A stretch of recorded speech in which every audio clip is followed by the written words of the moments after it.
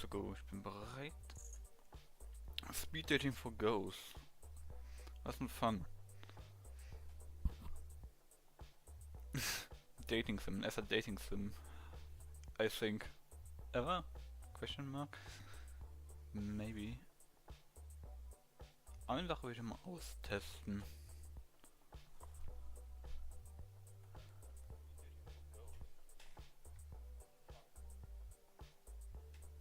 Okay. Okay, ich denke mal, Spielton ist an. Und ich starte einfach. Weil ich so silly bin. Ich mag keinen Voice-Over. Jeder kann lesen. Ist ja nicht, dass ich wirklich Bislang habe, die kein Englisch können. Und wenn doch, Pech.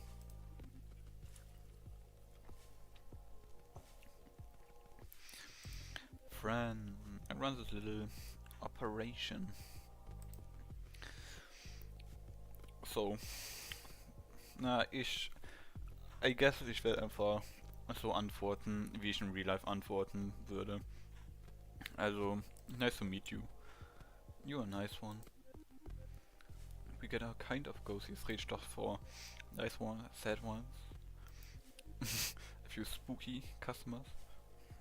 Das hoffe ich doch wohl. It gets lonely being a ghost.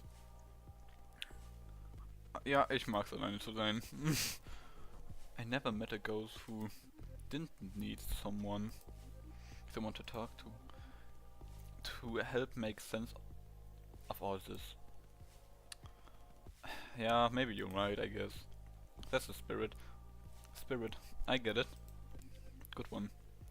We got 3 rooms set up, each one with their super fun themes.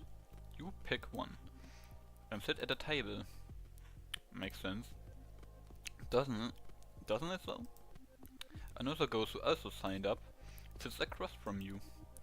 You'll have a few minutes to get to know them. Then a bell rings and you switch seats.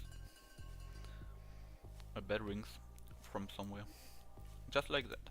In all, you'll meet 3 ghosts over 2 rounds, and at the end, you get to choose your favorite. If they liked you too, you go on a date. How's all that sound? I can't wait. Neither can I. First things first though. Persönlichkeitstest? Maybe.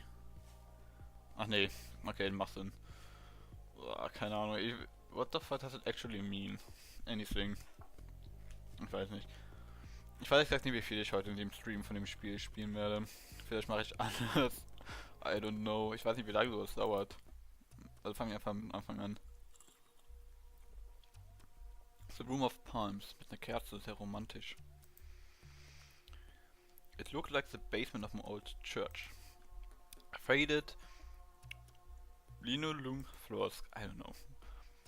Spare walls with the odd religious print framed in peach-colored wood. Chill. On one side is a large open kitchen. Old refrigerators donated by the congregation hum and drip.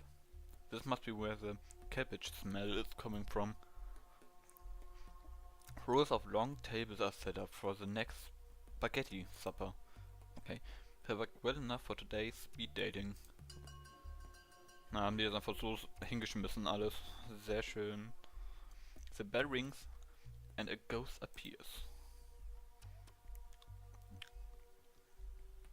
Ich weiß immer noch nicht, ob ich jetzt wirklich alles vorlesen soll oder nicht.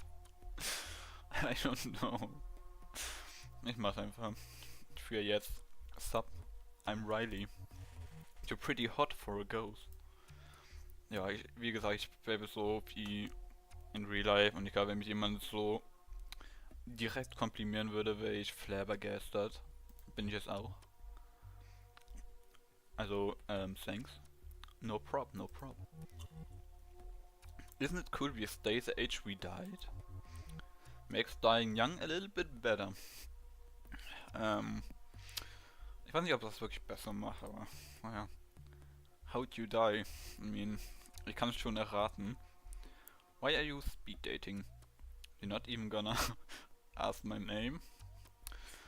Ich will schon die Geschichte hören, aber ich weiß nicht, wie höflich sowas ist, Geistern zu fragen.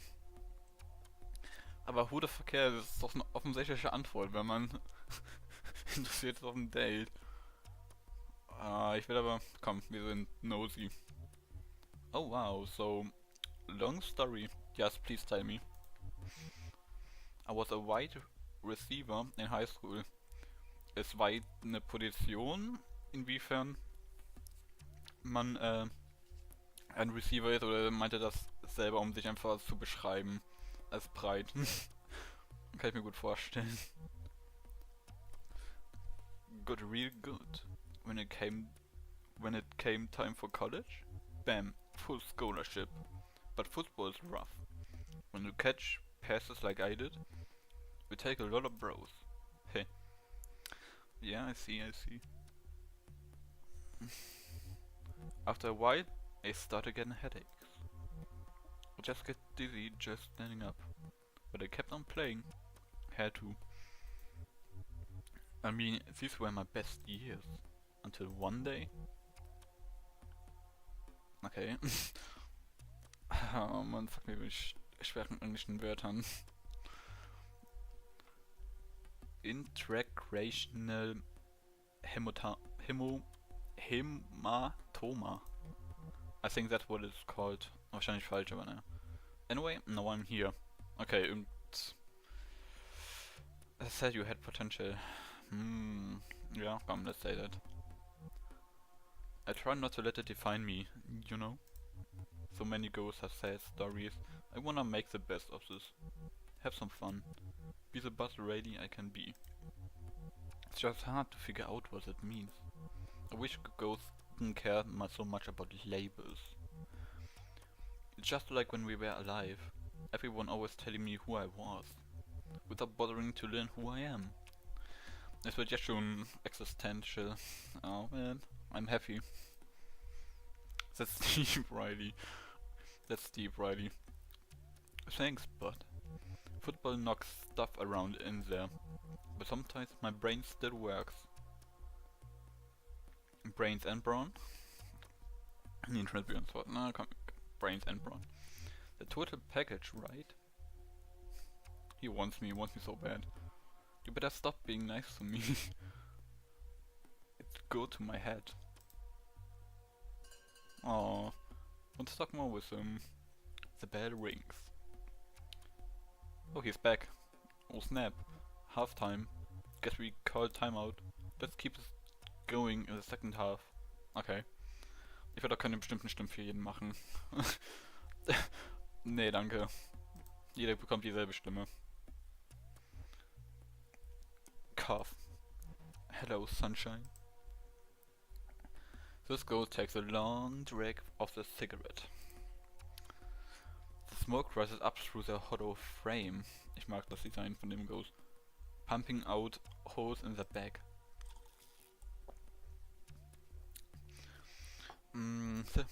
Gute Frage, was sage ich dir? Wir bleiben nett zu jedem. Nice to meet you. Is it? This is a surprise. I'm Vera. That or the lady in smoke. It was kinda hard, I'm not gonna lie. That's what the ghost hunters call me. You look familiar? Does she? I know. Ghost hunters? Living weirdos. Trying to prove we exist. Hunter sounds dramatic. It does. Give him too much credit. For years now. I haunted Vegas. The glitzier condominiums on the strip. Obnoxious houses behind gates. I wake up. Rich fools at night. Shrouded in grey smoke. Okay, jangling pennies. Wailing, pay the price. Junk like that. That's pretty cool. Why the rich? Because fuck the rich, that's why. That's pretty cool. Thanks, hon. Spent lots of time working on it. I like when they choke on the smoke. Okay, we're getting a bit of the dust. So, Sadistisch, das war das Wort. Choke themselves awake. Then they see me, floating at the foot of the bed, looking ready for a funeral. It works. Except when the smoke alarm goes off. Then it's not as scary. Oh, Entschuldigung, scary. Did you die, Enrique? So you're famous? You should disconnect the alarm. I agree. Haha. Oh, cough. Why didn't I think of that? Why is a ghost like you need a place like this? Boredom, loneliness. Maybe. Let's go with that. I hear ya. I'm about as lonely as a lost shoe. Just as useless too. Oh, don't say that. You get used to it. Also, you never get used to it. I'm surprised you're lonely. You're not useless. Yeah, you're not useless. Thanks, hon. Sometimes I'm not sure. Anything I do matters. Just that feeling even alive can seem to make it go away. Man, die Charaktere sind alle cool. Ich will mehr mit ihnen reden. The bell rings. Guess that's the bell. We'll have to pick this up later. See ya. See ya. Another ghost appears. Ah, them. I know them. Ein bisschen kenne ich das Spiel schon. Hey. War? Hey. I'm Stephanie. Maskenwechsel erinnern mich immer an. Ach, ich weiß gar nicht mehr, wie die hey. Peppo the Performer? Irgendwie sowas. Und dann den Wolf davon, dessen Namen ich auch vergessen habe. Irgendwas mit K. But you can call me Steph. Everybody does. Hi Stephanie. Hi Steph. Hi Steph. Hey. Oh gosh, I'm nervous. I never done anything like this before. I spent like an hour putting my face on this morning. You look nice. Thank you. That's sweet of you to say. She's so awkward. I don't. I think she's awkward. I've been single for a while. At first, it was great. I did what I wanted to do. Taught myself some Japanese. Played my clarinet every day without fail. Allowed myself time to get to know the real me. But after a while, the silence gets to know you. My cat only says so much. Tell me about your cat. Clarence, after the angel, but he's more of a demon, especially around food. You know how most cats have this pleasant meow, almost a mew? Oh my god, Pokemon. Clarence wails and whines, all raspy like he's dying. Or dead. Haha. You probably think I'm so weird.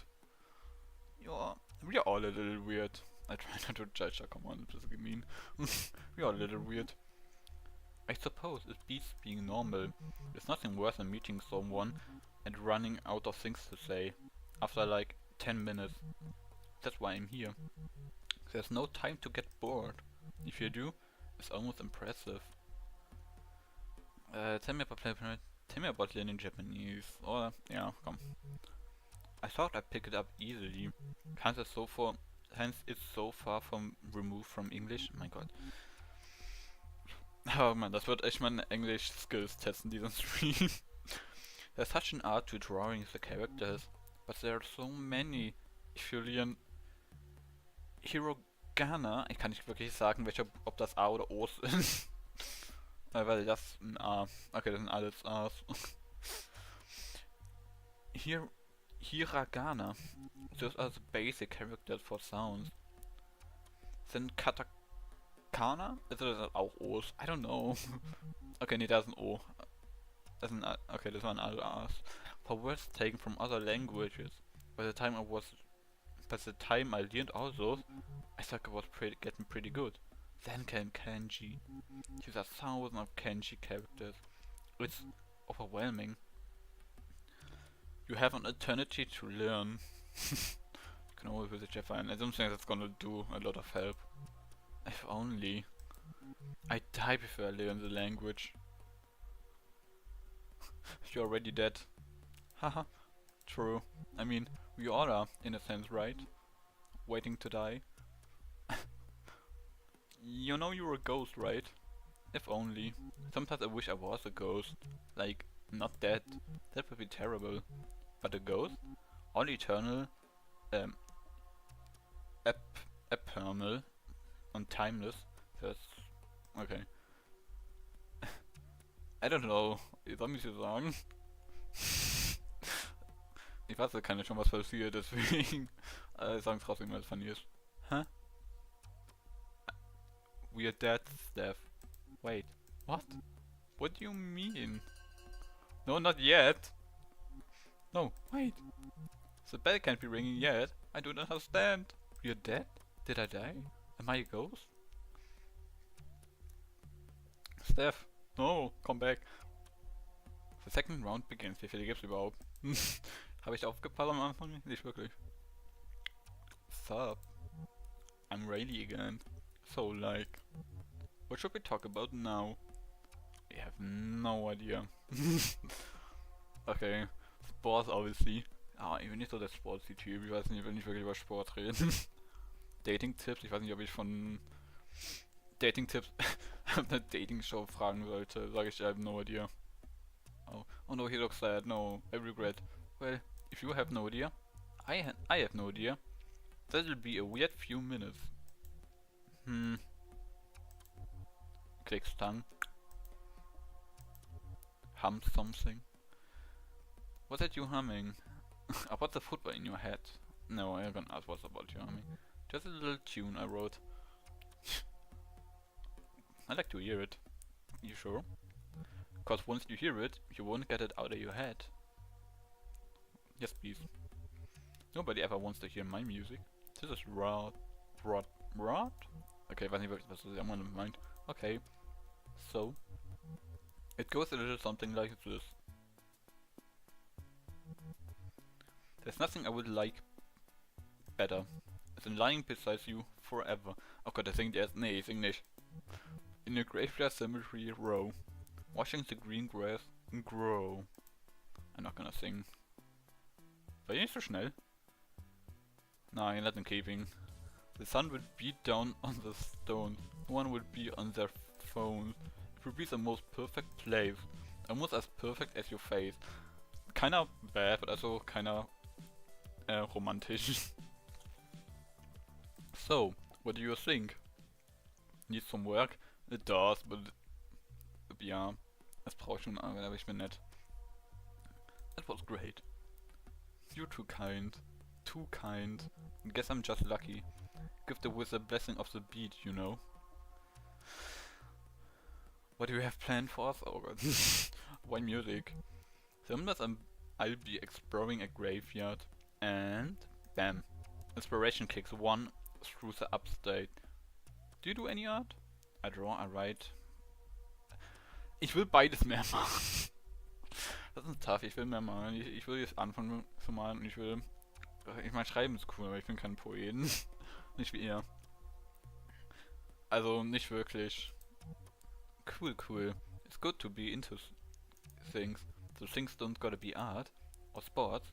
You do you. Be the best ghost you can be. He's kinda awesome, I ain't gonna lie.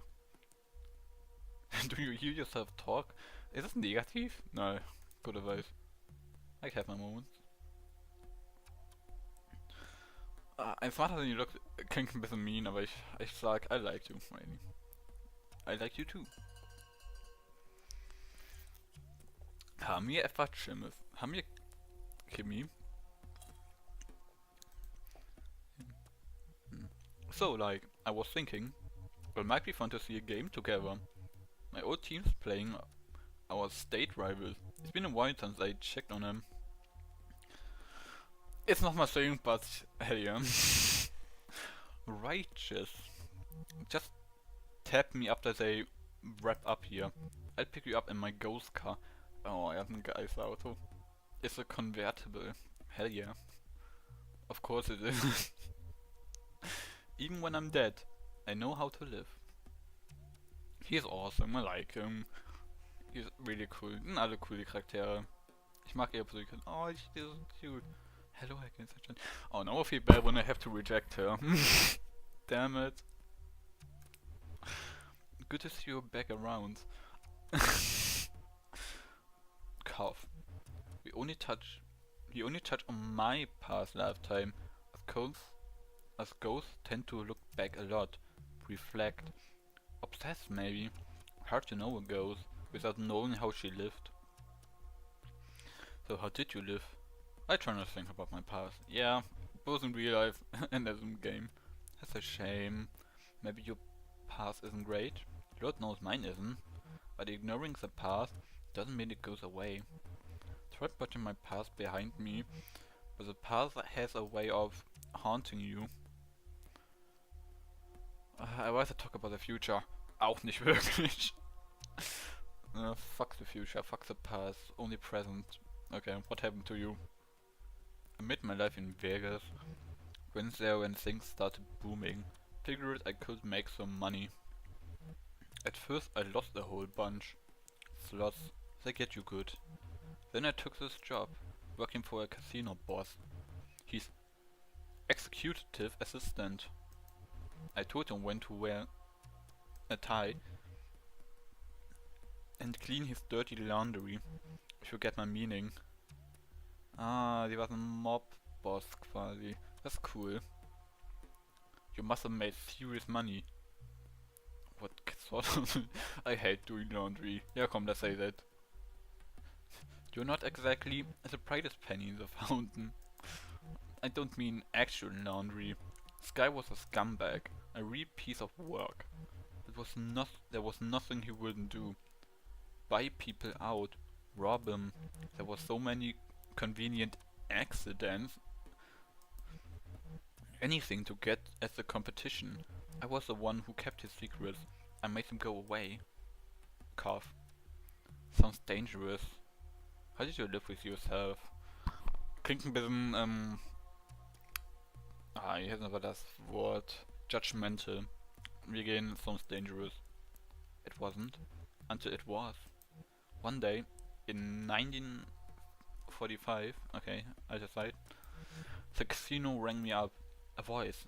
Ich kann, by the way, oh Gott, wenn ich Zahlen auf Englisch sage, ich bin immer so verwirrt, weil es immer verkehrt herum ist mit Deutsch und Englisch, da verwechsel ich das immer.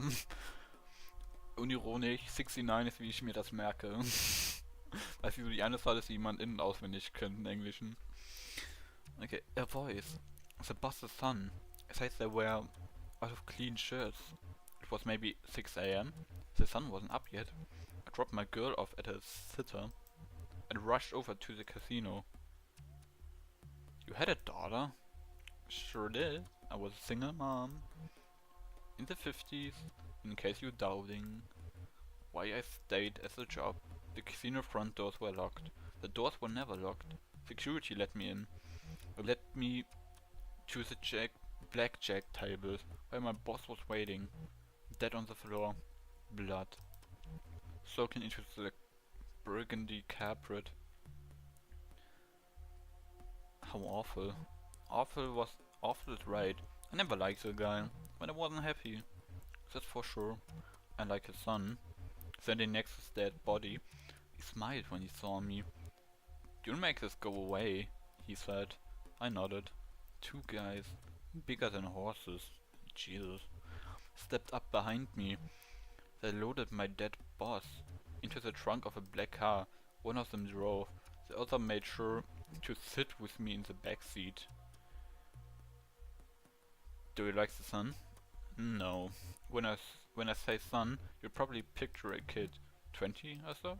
This guy was going... oh. 45. Ich hab mir gemerkt. He'd inherit his dad's thirst for power, but not his loyalty. I kept thinking about where this put me when we got to the desert. Would they bury me too? But I didn't. I watched as my boss, friend to the mayor, a builder, a legend, got what he deserved.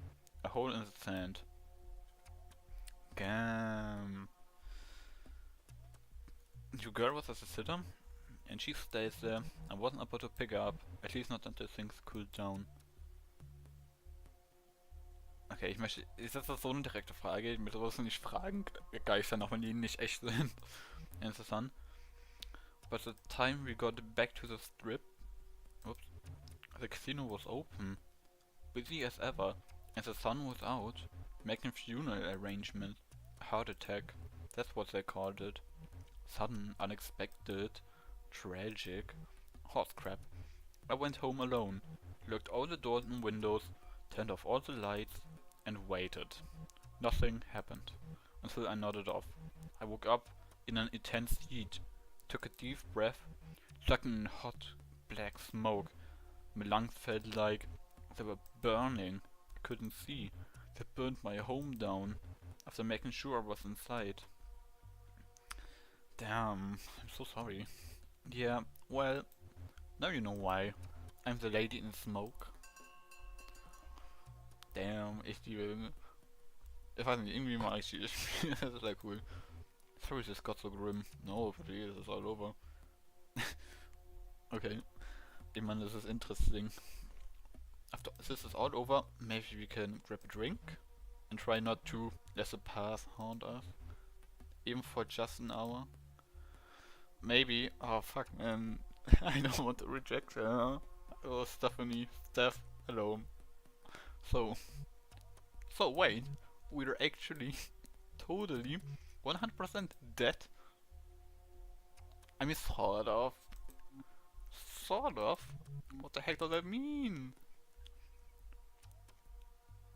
We're still conscious? This is so weird. I still feel alive, just like dissociated. Like the world is going on without me. It's a familiar feeling. I felt it a lot when I was alive too.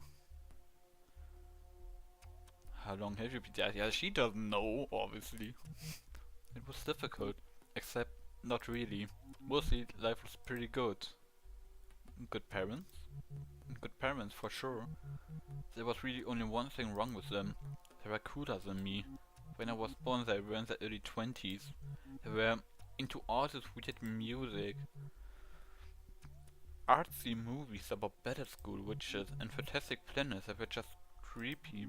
My dad even smoked alternative cigarettes. When this reminds you weed? I don't know.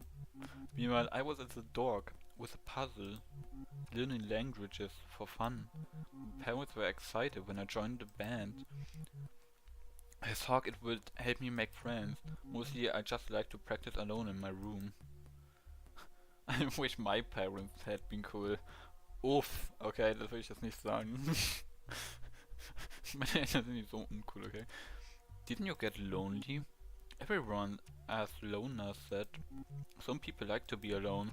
It's easier to keep a handle on things. Yeah, Steph, she gets me. She gets me. Especially when things start to go wrong. And holy, did things go wrong in my life? What happened to you? This is hard to talk about. Oh. Damn. Oh no, I don't want to laugh. But this is a hard shell bob drum. This, how do you say that? Shell drop? Sagt man das so? Weiß nicht. Damn, a brain tumor. Ah, fantastisch. It was bad. Diagnose... week... Scheiße, nein, ich will nicht lachen. Das ist nicht spitzig, das ist tragisch. Diagnosed a week after my 19th birthday. Uff. Okay, das ist ja noch schlimmer. I started getting headaches and feeling confused about things. Things will just look wrong, out of place. It's hard to describe. How long did they give you? What was the treatment like? Yeah, what was the treatment like? It was rough. Radiation. Chemo. So much chemo. They said it was aggressive, so they had to be aggressive. Eventually, the symptoms subsided. It seemed like they zapped it. Told me I was progression free. Whatever that means. I was allowed to go back to school. But I didn't. I retracted to my room. After so much time facing death, I had a lot of trouble facing people. Funny, huh? Tragic, if anything. Now I'm facing death and people. Oh, Steph. Poor Steph. There's a bell. He gets back out into the world now. I've a lot to figure out. It was nice to meet you. Same. Thanks for helping me talk this out. You're welcome. She was nice. Steph leaves the room. If you hurry, you could catch up to her. See if she liked to talk some more. Then again, that it goes like Steph might not be the most exciting. Oh come on man, don't do it like that. She's fine. I would date her. Maybe not here, because I think she needs to figure out things by their own. She's no football hunk, nor she is a famous lady in the smoke. Okay, come on game. That was a bit mean. Don't you think? Choose your date? Yeah, of course Riley game, yeah. Obviously. I do like Steph and Vera, die sind beide cool, aber of course gehen wir Riley. Er hat schon empfohlen, auf ein Date zu gehen, also gehen wir mit ihm. Bumm. Riley asked you to meet at K. Heights Field. His old stomping ground when he played football for Hexon Tech. Hexon Tech. Komplett falsch gesagt beim ersten Mal. I don't know why. You smell that? Really pretends to breathe in. Smells like victory out here. And weed killer. Thanks for meeting me on a Sunday. Sonntag. It's this most holy place. My old team, the Phantoms, are playing our arrogant rivals, the Demons. Was für Namen? The Phantoms need to win this game. Not for some championship, just to maintain some dignity. They had a sucky season. A lot of sucky seasons since I died. Not that I'm full of myself. No, definitely not. You make your way into the stadium. This is a college football game in the Midwest. The stadium is huge, something the pros would be lucky to play in. There are thousands of people here to cheer on the hometown Phantoms. Rally takes you to the sidelines. Goes are great seats at sporting events. Get great seats. If you want, you can go right on the field. Pretty neat, huh? Yeah, pretty neat. Alright. Oh god. Phantom 0, Demon 0, commentary. Welcome to the second game in our exciting late season double header. The Hexon Phantoms have a lackluster season to say the least, only winning 2 of their last 7 games. Damn, das ist was ich ein Skill-Schuh nenne. Hexon is looking to save face against bitter rivals. Hades, you, and their screaming demons. Here we go. The Phantom get on the scoreboard early with a quick return and smart pass for 6. I have no idea what that means. Ich kann mich null mit American Football aus, aber ich bin hier für Riley, okay? Jetzt hoffe ich, wird auch irgendwas wirklich sagen. Und nicht einfach nur... Okay, Touchdown. Okay, cool, I guess. So we're just watching football? Nice. I don't know, das klingt ein bisschen mean, weil das ist natürlich meaningful for him. Also, wenn ich nicht. Aber ich würde auch, dass mir das ein bisschen mehr Interaktion mit ihm kommt, aber das wäre so mean. I don't want that. Nice. My guys don't mess around. As a kick is through the upright for the extra point. Cool. Yes, easy point. After a few turnovers, the Phantoms throw a long bomb. Bombs? There are bombs. There are bombs in American football? They make a spectacular catch in the end zone. What a play. Oh snap. Another touchdown. Cool, I guess.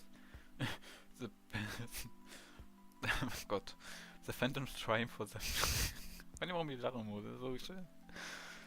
The Phantoms try for the extra point. It's good. Nice work with the kick. Yeah, I have no idea. Oh Gott, ist das so awkward für mich irgendwie. Ich kann das irgendwie feeling. Aber irgendwas sehen, wo man keine Ahnung hat und dann redet so jemand, der Ahnung hat. Das ist so awkward, aber that's good for him. There's a lot of game left. I don't get why you like this. Ah, come on man. Come on man. That is so mean. Totally. Anything can happen. It probably will. That's why I love football. The Demons are looking like a new team in the second half. I'd like to see them and try to turn it around. They make a huge push to get within field goal range. The kick is long, but it's good for 3. Pfft. They gotta do more than that. Oh, nein. Phantom Ball. They go for a gasty pass. Interception.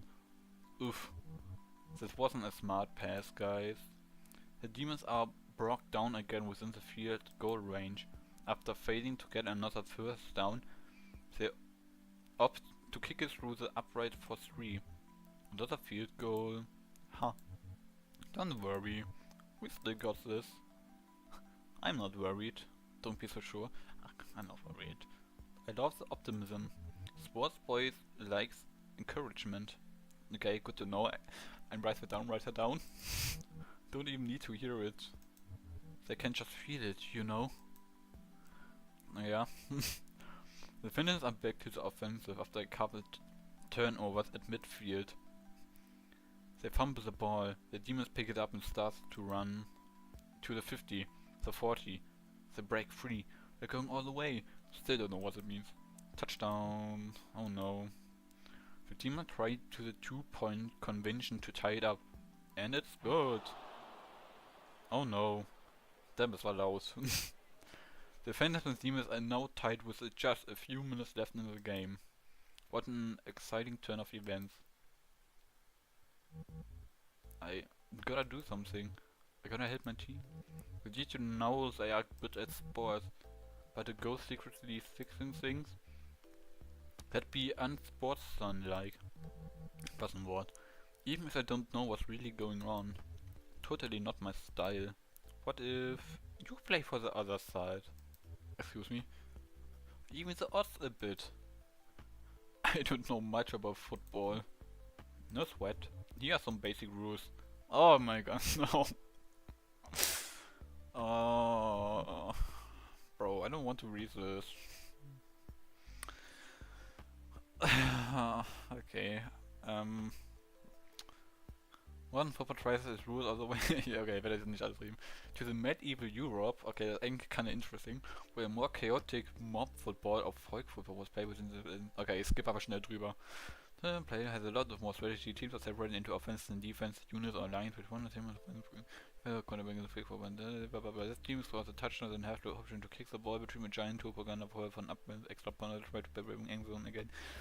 But if a team with the ball doesn't think it'll be able to get a touchdown, they instead kick it between the other team upright for 3 points. On offensive line has 4 chances or downs to advance 10 end zone. A team must get the ball into the other team design zone to either end the field or touchdown first down or first line.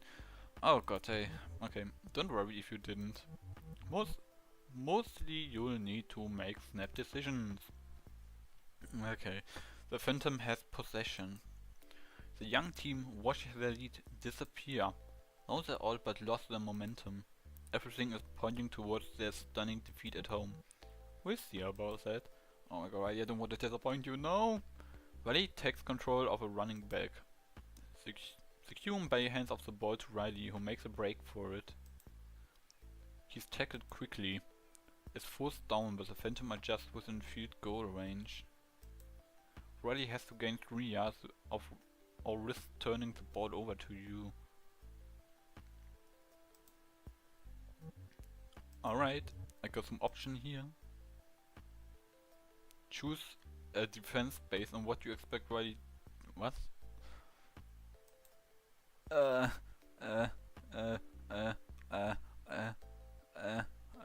I don't know. Das stresst me out. Okay. Ich brauche einen Drink. I know. Ich will try to run the ball. The Phantom tried for the field goal. The spike is setting up for a running play. The ball sails into the air on a straight path to the upright. Unless... I have no idea what's going on. Use your ghost skills to make the ball miss. Nein, komm, hier. Wir sind fair. The ball squeaks through the uprights. Field goal, das war hier so laut, unfassbar. The Phantoms move ahead of the demon with only time for a few more plays. I saw a window. Went for the easy 3. Demons have possession now. They make a heck of a return. In 3 source plays, they reach the phantom 40-yard line. Now let's see what you can do. I don't know. Go for a field goal? I don't know. I have no fucking idea. Sure, let's go. The demons play it safe and try for a field goal. It's good for 3, and they're tied up to 70-17. Smart move. Oh, thank you. You're not gonna make this easy, huh? Also, wir spielen gegeneinander. Ach, so meinte der das mit Fairplay, von wegen, dass einer, das ist du ja in dein Team. Gott, okay. Time to punt it back to Riley. You can kick it long, forcing Riley to gain more ground. Or kick it a little shorter, giving Gonny less space to run it back. Let's see how you play this one. I don't know. Ich habe im Real Life könnte ich ihn nicht fast kicken. But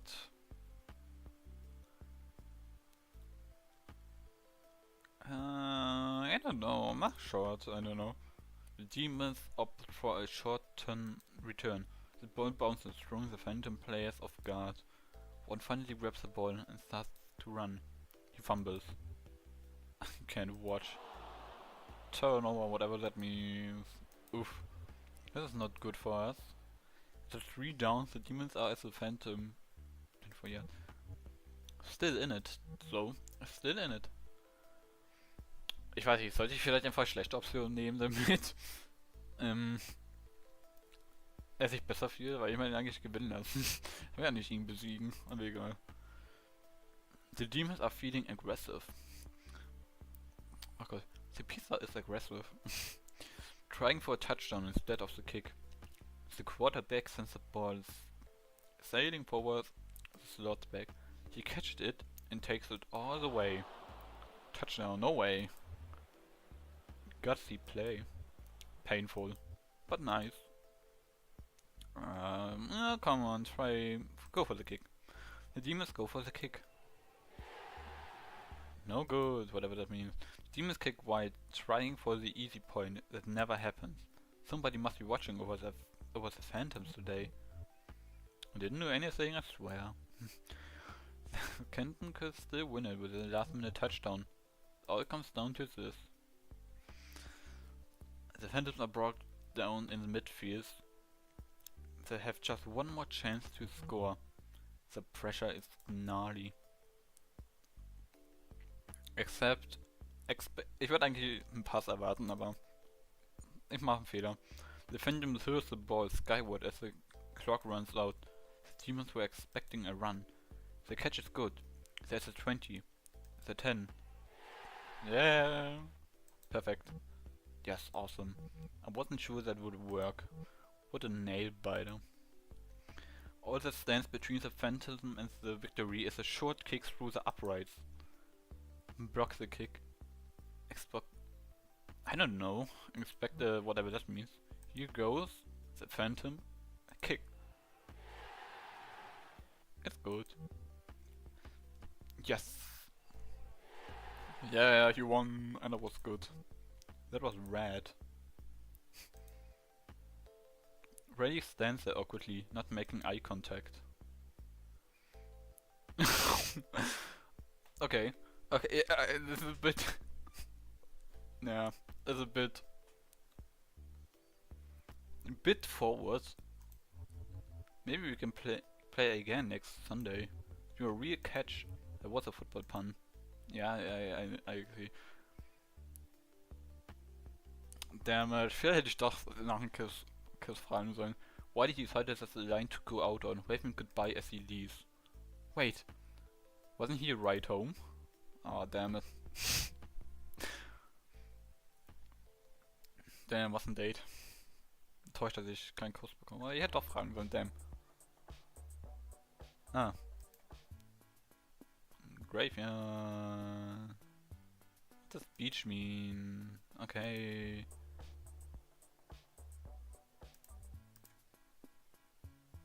Oh, man kann das State replayen, das ist gut zu wissen. Und man sieht sogar... Oh! Okay, ich kann nicht so als Spirit of Determination. Okay. Okay, dann kann ich das einfach immer machen. Okay, gut zu wissen. I guess next one. Hello again. It's nice to see you. I'll just put your name down and you can go right in. Yup. Second room, baby. The room of Lightress looks a bit like a conference hall. Ooh, interesting. The kind you might see in the airport hotel. There was a meeting of regional managers here yesterday, followed by some couples' 65th anniversary in the evening. They left a few balloons behind, worn plush stacking chairs set in either side of the lake-queered oak table. In one corner there are wine glasses and a metal pitcher of water, alongside a stainless steel urn for coffee. Ghosts don't need coffee. One particularly nervous ghost is holding a cup anyway. Some habits never die. Dingling. The bell rings and a ghost appears.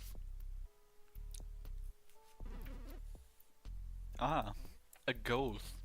Oh god. Sorry. Of course you're a ghost. We all are.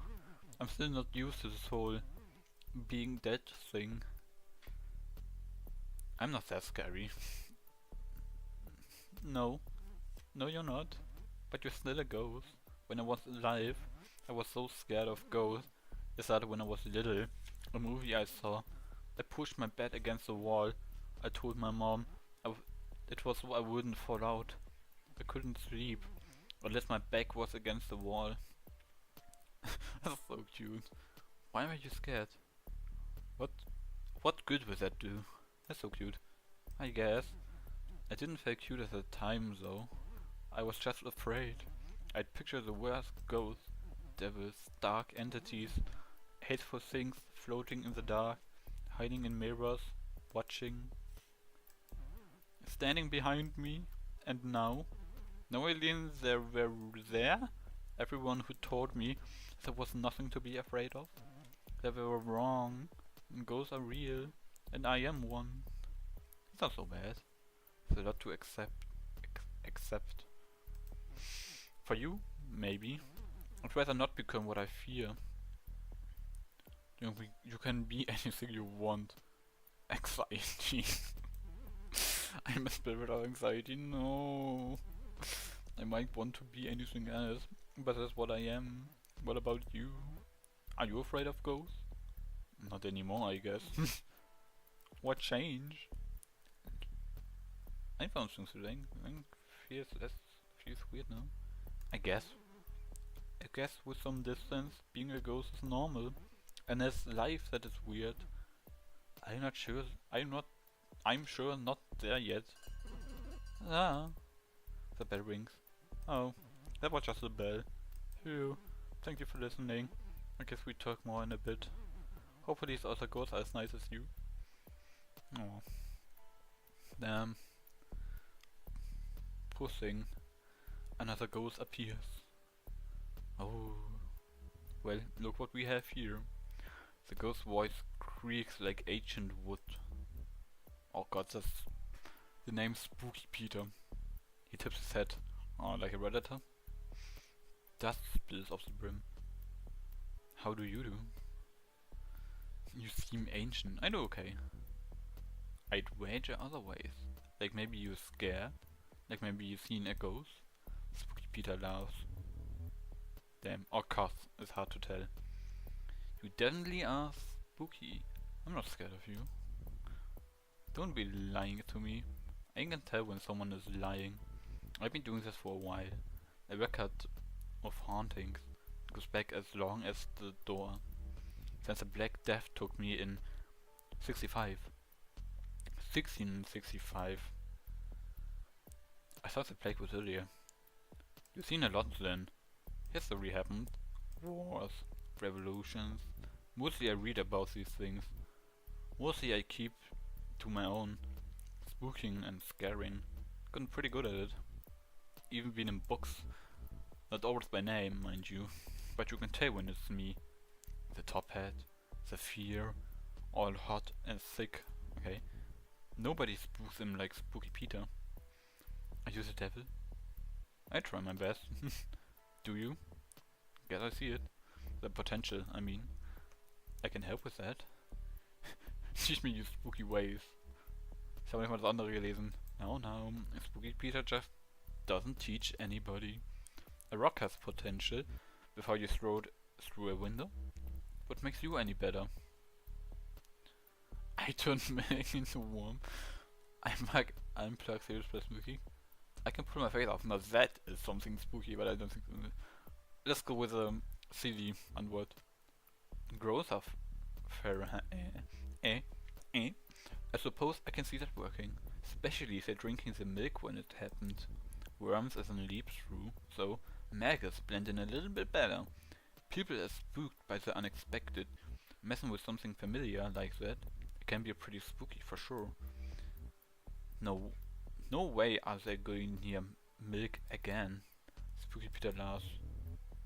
Of course, it's hard to tell. So, how's that for a lesson?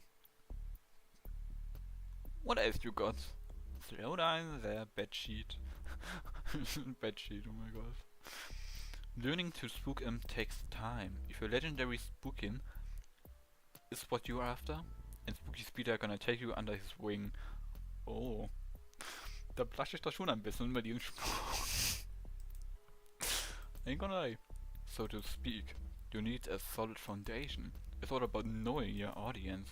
A good spookin is in the details. Yeah, I guess I can see that. Bell rings. It's a bell. It means we move on. Guess I'll be seeing you when I come back around. Yeah, he got me kind of blushing. Ich bin ja schon definitiv an ihn interessiert, am ehesten noch. A thick layer of dust covers the table. Another ghost appears. Oh, for sure. Wanna make some money? Maybe. What? Maybe. Is a yes or a no? You're pretty pushy. You say pushy, I say ambitious. I'm a businessman, after all. Consider this a job interview. Do girls even need money? Technically, no. We don't buy things. But money buys something else now. Favors, which with the breezers. Influence, information. The living always wants the money. The living buy plenty. The name's Leon, by the way. I rob banks. Don't judge. I'm not interested. Listen to meet you too, Leon. Don't be making this personal. We rob a bank together. That's it. Er hat einen piratischen Akzent, glaube ich, wegen dem Don't make this personal. No more contact. At least not for a couple of months. What if I want to rob more? What if? Whoa, let's start with one. If it goes off without a hitch, then maybe we get serial. The problem with robbing banks, people see the robbers, but you can't see a ghostie. We can walk right in, I throw some money right and out. Genius, right? It's a perfect crime. I can't believe I'm human. Yeah. There's no such thing. True facts, but nothing's for sure, is it? Kept death. Seems to me that makes us uniquely qualified. There's no harm in hearing you out. No harm at all. At the very least, it will break up all the gloom in this room. Leon looks around to the other ghost. Yeesh. Ist funny. Aber ich weiß schon, wie das Robben abgeht. Also, wenn mich alles so interessiert. Nuts. Time to switch seats. Don't worry. I'll be back. We got more to talk about. It's funny though. The second round begins, aber ich bin immer noch interessiert an Spooky Peters. He's cool. I'm into the dills. Eigentlich nicht, aber he's kinda cool. The other ghosts, holy, were they awful. Oh no. Leon's just a creep. In Spooky Peter? The name is earned. Oof, also, I think I forgot to introduce myself. My name's Q. Sorry. No need to say sorry. Leo doesn't need to. No need to say sorry. No need, sure. I'm still sorry, though. My anxiety gets the best of me. And social situations are tough. This one especially. Leon's a piece of work, yeah. I say, he actually asked me to rob a bank. Can you believe that? When I told Fran. You told Fran? I feel like I had to. Oh gosh. Does this make me a snitch? Do you think Leon will find out? Maybe I shouldn't have said anything. Maybe, maybe shouldn't have. Well, now I'm really worried. Q looks around. Leon doesn't seem phased. He and Spooky Peter are laughing about something. Figures they get along. You're not like the other ghosts. I'm sure thankful for that. At best, dating ghosts is frustrating. Everyone asks the same thing. How did you die? What was your life like? If we were alive, the questions would be like, what kind of food do you like? What's your favorite movie? Dying doesn't make people more interesting. Ist Videodrome, by the way. Videodrome? Favorite Film oder? My favorite movie, I mean, okay, er hätte einfach weiter lesen sollen.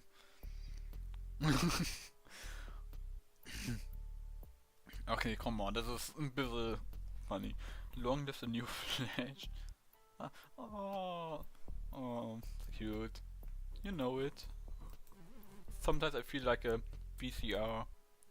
Obsolete. Out of date. You need stories to tell. We can find some new stories. I still have my VCR. Oh, das sind beide richtig gute Flirt-Moves. We can find some new story to tell. Maybe. Or we can just rewatch old ones. You missed something the first time. So, do you want to hear our diet? If you want to talk about it, might as well get it out of the way. I was in film studies, working my way toward a PhD. In depth, always pretty sad. I had good friends though. I was always studying. One weekend, they convinced me not to study. They said we should go to the lake instead. I couldn't swim. I never learned. You see where this is going? So this is why it's there wet. I drowned. Everything went black and quiet. I woke up, dead in a fancy wooden box, under 6 feet of dirt. How did the bird you alive? I was actually dead, don't worry. But I sure didn't know that at first. I didn't know where I was. I fell right through my coffin, through all my body. Down, down, down, into the bedrock. Oh my god. It was so dark. This sounds awful. It was. I never forgot the confusion, the helplessness. I seized up. It actually stopped me from falling. When I freaked out, it was like my whole body became corporeal. That flash just like, you know how if you concentrate you can still pick up objects? Like that. You can. Okay.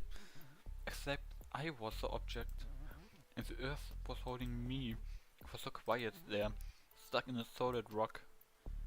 How did you get out? How long were you down there? Could you hear anything? It's hard to say. I didn't know much at that point. I didn't even know I have died, let alone what was happening, where I was. Drowning wasn't as bad as that. Listen, I'm sorry I've been such a downer. I promise I'm not always like, no, I love downers. I was thinking, auf jeden Fall diesem Spiel mag ich Downer, das ist dafür auch einer meiner Lieblinge. Maybe we could go out sometime, somewhere quieter, maybe. With fever, loud bass and spooky, without with fever, loud bells, and spooky Peters. I mean, I like that, aber ich... Naja, komm, I like that. Yay! I can't wait to do something with you. This isn't talking... That isn't talking about myself. Sorry. No, don't be. Oh, now I feel bad. Because I actually don't want to choose them. See you after we are done. I want to actually choose something with Spooky Peters, damn it. Talking about the devil. My spooky project returns. What knowledge do you see, Protege? Protege?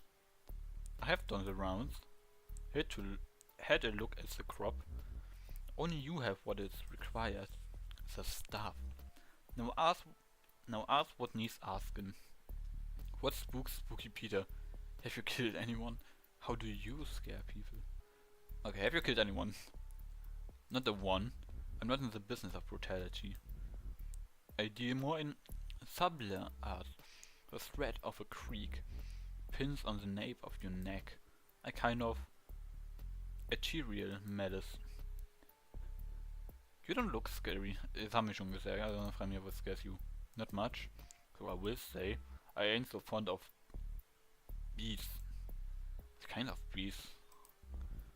The domesticated hounds, felines. Scared of cats? Spooky folk like me rely on a certain covetousness. I can't just be all clanging about, announcing myself. That's not so spooky. Cats, they can sense Spooky Peters. They know I'm there. If I hide in the closet, they scritch and scratch at the door, start yowling, even run around in the dark to wake the owners I waggle. A struggle, let me tell you. A real impediment. Jesus. Something rattling around in there. Are you okay? Pay the rattle no mind. I died with it. Yes. It stays with me. You ever been to the mirror world? What's that? The place beyond this? But the same as this? You've seen it, but always looking in. Ah, okay. The bell rings. If you fancy another lesson, come on by the edge of this. I'll show you around the other side. I like that. Maybe you think you like it. Seeing is another thing entirely. Some things spook even Spooky Peters. Was wir wieder mit Leon? Oh Gott, der Typ ist anstrengend. I ain't gonna lie. Okay, so here's what I'm thinking. You'll come in with me when I get the third ghost towards the door. You know which bank yet? Absolutely. A scheduled branch up on the 4th. Board tellers, lots of older customers. It's a great place to hit. How did you find it? A fan put me on it. He's trustworthy, don't worry. Leon pushed out some graphing paper. I drew the layout in pencil. Probably didn't need so much detail as we're going in the front door. Just figured it's best to prepare. Wait, does this mean you're interested? Tell me more about you first. Alright, fine, I'll give you my life story. Abridged version. It probably helped maintain our couple anyway. Fran walks by. It seems like she's eavesdropping. The trouble with me is, it's hard not to talk about stealing. I stole candy when I was 9. Switched to stealing beer at 14. Stole my first car a year later. I hit up convenience stores, drive-ins, even held up a laundromat once. Threw my bag out, carrying all those quarters. Did you ever get caught? Big or small, every heist had a hitch. 3 or 4 went so bad, it was in and out of jail, but it wasn't anything serious. Until I got a crew together and started doing banks. Even country cops took that serious. Caught me good after 5 years. Spent the rest of my life behind bars. So you have unfinished business. Nothing so dramatic. Seeing just all I know. It's a hobby. A talent. The love of my life. Okay. He's a weird fellow for sure. That's our time. You heard my pitch. Gotten to know me a little more than I like. So, what you say? Turn him in? What the fuck does that mean? I am sorry, but you didn't convince me enough. Fair enough. You know the plan. You know me. If you change your mind, I'll be on this branch at this time. Leon slides you a slip of paper. It's been a slice. Okay.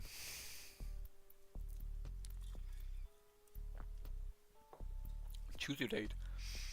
I have to decide. Ich muss zwischen den beiden entscheiden. Ernsthaft? I can't decide. No, coming game is Spooky Peters. Of course we do. You arrived for your date with Spooky Peters. Ah yeah. A horde of mirrors as a roadside carnival. A clown's face, all smiles and menace, watches over the entrance. Okay. Welcome to my home. Aside at twisted corridors lined with mirrors, with only a slight reflection, is especially disorientated to navigate these halls. Spooky Peter leads you to a specific mirror, taller than the others. The mirror's face is convex, as if to put in everything around it. We are going into this mirror. Sure, we follow him instantly. Together, you step inside the mirror. Welcome to the mirror world. Oh, sein Bild hat sich gemirrored. Funny. Or, as it's known here, drown. Okay. Oh, god damn it. I see what he means. I see, aber da lese nicht vor. That's the mirror world spelled backwards. Yeah, I know. You see the eerie green. This is what happens when an image reflects itself. It takes on an eerie green. The more times a reflection is reflected, the greener it becomes. Is that true? I don't know. Just like this. This is a pretty green. There's actually science behind that. That's a pretty green. Thank you. Do not be afraid. Nothing here can hurt you. There's a mirror world. The physical laws are independent. I mean, the Geister so töten, so das soll nichts wehtun. Am I really here? Or am I over here? Or am I over here? Perhaps it is out of the above. Or even nowhere at all. Hehehe. That's amazing. I thought you might be impressed. I have practiced this skills for ages. Centuries. It's not easy being green. Now come with me. The spooking hour approaches. It's 3 AM, in case you are wondering. Why 3 AM? Where are we going? We headed to Brownstone. A walk up I know quite well. A second floor apartment in a house going on 100 years. A student of the arts named Paul has moved in. He heard the rumors. The house is haunted, as I said. He ignores them. The cost was worth severe. Okay, I've finished first Einsprung. Together, you and Spooky Peter fly through the void, passing countless mirrors in reverse, each peering into a life still being lived. Each mirror in the living world is actually a door, staring into one long enough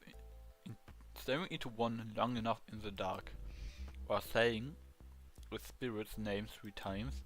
That's like knocking. After a short trip through the oblivion, you arrived at a particularly decorative mirror. A splendid haunt. Splendid! Spooky Peter leads you through the mirror glass into a long hall lined with bricks on some side. There are still boxes in the hall. The mirror you step through is propped up against the wall. At the far end is a massive kitchen with original marble tiles that goes well to hide its age. Paul is sleeping.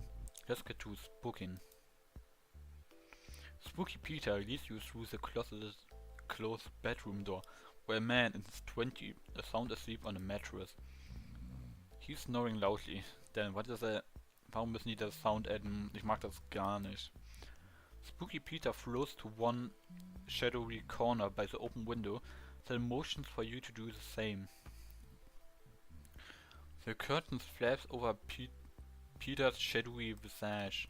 He stands silently, head bent slightly forward. He's just standing there, menacingly. Should we flicker the light? Should we shake the bed? Patience, protege. The aim is to be a presence. No, I get it. Not a threat. Spooky Peter stands motionless for several minutes. Wait, no. 40 minutes. 40 minutes of doing nothing but standing there. Finally, he moves away from the corner.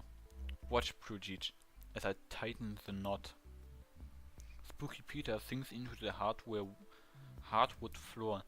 The old wood lets out a loud creak, creak, creak. As steady as a pulse. Paul is still snoring. He doesn't wake up, does he? Peter moves into the ceiling and starts to scratch. Scritch, scritch, scritch. Like raspy breath. Paul is still snoring. Peter is starting to look annoyed. He floats over to Paul and peeks in his ear. Some sort of orange foam. Oh nein, er hat Ohrenstöpsel an. It's obstruct his ear canal, preventing him from hearing us. Again, I am thwarted by the progress of man. This is pointless. I mean, it kinda is, but just take it out. You guys can... Ich dachte, die Leute könnt Sachen nehmen. Ja, ich weiß nicht. Ich will jetzt nicht wirklich das disappointing, aber ich möchte ein bisschen was probieren. You scratch with one nail long and deep above Paul's head. It leaves a long vertical line in the plaster. Makes an arrow pointing down. Making an O-ring pointing up. Make it across. Make it cross is spooky. Excellent word, protege. Face haunts them. Same as ghosts. The fiercest will so brings me butterflies. I am proud of you, prodigy. Oh. Oh. Truly, you are spooky this day. Oh. Spooky Peter leads you back into the hallway mirror. Back through this weird mirror world of his. A fractal realm on the dull side of the Tane. What he said. Eventually you reach the mirror that leads back where you came from. Well, this is me. Thank you for your company. This was fun. I am pleased. Before we return to the physical world, I should warn you. Time behaves differently in the mirror world. What may have felt like hours was in fact years. A decade has passed since we began this date. I speak in jest. It's barely been the length of a talkie. The look of fear on your face. Spooky Peter spooked you good. He tips his head to say goodbye. More dust falls off the brim. Guess I'll be seeing you. A breeze picks up and the rest of him blows away. He's so cool. Sorry about this one. Why? It was cool. Ein bisschen schade, dass man immer direkt so im Hauptmenü einfach geschmissen wird. Ich mag die Grace. Okay. Hello again. Nice to see you. Put your name down and you can write ring in. Next one. Der letzte Raum. Room of Black.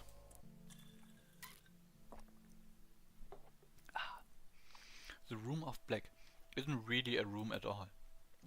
It's more of a garden. Courtyard The sun beats down as you squint to see what's growing. Rows upon rows of yellow and brown plants, drying and rotting in the sun. What fruits these plants produce shriveled on the vine, but there's a peace to this place. The crickets are chirping, and way beyond the garden a train passes. You sit at a table opposite an empty chair.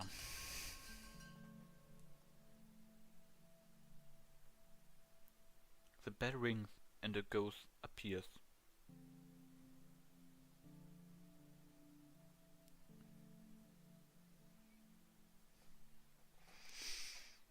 Okay, let's go. Oh, I'm a ghost. Oh, apparently. Totally. Isn't it great being dead? It's really pretty neat, right? Being dead is the best way to live. So true, man. I'm Dre. I'm like dead, obviously. Nice to meet you, Dre. Square. You're not very nice. Hey, I'm cool. Sure that you are. That's not your Pontiac in the is that not your Pontiac in your parking lot? What's wrong with my car? It's a moonfire. Who are you trying to fool with that spoiler? Not me. That's drive the worst car. It's like you die and you instantly forget how to live. Trey looks around. I mean, look at this place. Only ghosts will think a rotting garden is a good place to pick up. And yet you're here. Well, yeah, I'm here. Ever tried dating ghosts in the wild? They all just contract and wail. And not in the good way. What are you into? My ex was a nightmare. Man droppt nicht seine Ex an einem Date. Come on, man. What are you into? Booby. Oh no. He's right. Dre snores a little. No, but seriously. I gone with all kinds. Pretty girls in dresses who carry their own heads. A shadow who refused to let me look directly at him. Being dead is great. It's the other dead people that kill me. Blunt, but I can see it. Being dead is cool, but other dead people are annoying. Where? I could use one. He's okay. Ich denke, meine Theorie ist, dass er sehr beliebt ist. Irgendwie habe ich das einfach im Gefühl. Just kidding. Pot does nothing now. Holy does it do nothing. Getting messed up. It's the only thing I miss about living. When I was alive, I loved jokes about dying. Life sucked. Jerks everywhere. Never enough money. The jerks got the money. It'd be all the best way to die is now, before death does me in. It shouldn't at least buy me dinner. Jokes, you know. But now that I am dead, it just feels right. Like maybe it was meant to be, which I guess makes sense. Since we all die in junk. Ding-a-ling-a-ling. The bell rings. Entler goes rang. That be Entler goes rang the bell thing. Achso, okay. Of course. Er meint, ach Gott, wie ist hier nochmal? Irgendwas mit... Okay, never mind, irgendwas mit F. That means we changed places. See you in a bit.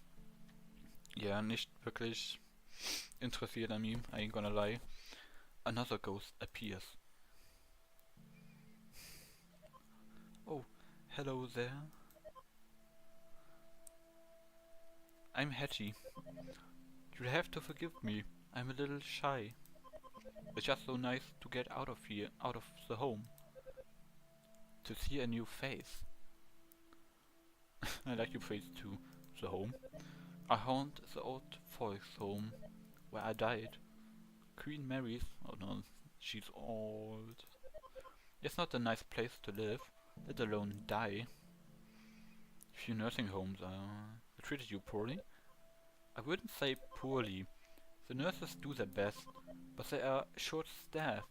The residents are frequently neglected. To make Queen Mary's a little better, that is my mission in my death. How do you help? Any way I can. I keep watch on victims, ring a nurse when needed, tuck residents in at night. In the final moments, I whisper in their ears, "There's more," I say. "Just you wait." That's so nice. I never thought death would be like this. As good, we have power over the living. Whether they know it or not, we only are to use that power for good. What about fun? By all means, have fun. Lord knows I try. An eternity means you can see every movie you missed, sneak into every Broadway show. I personally don't find the time though. There's too much to do.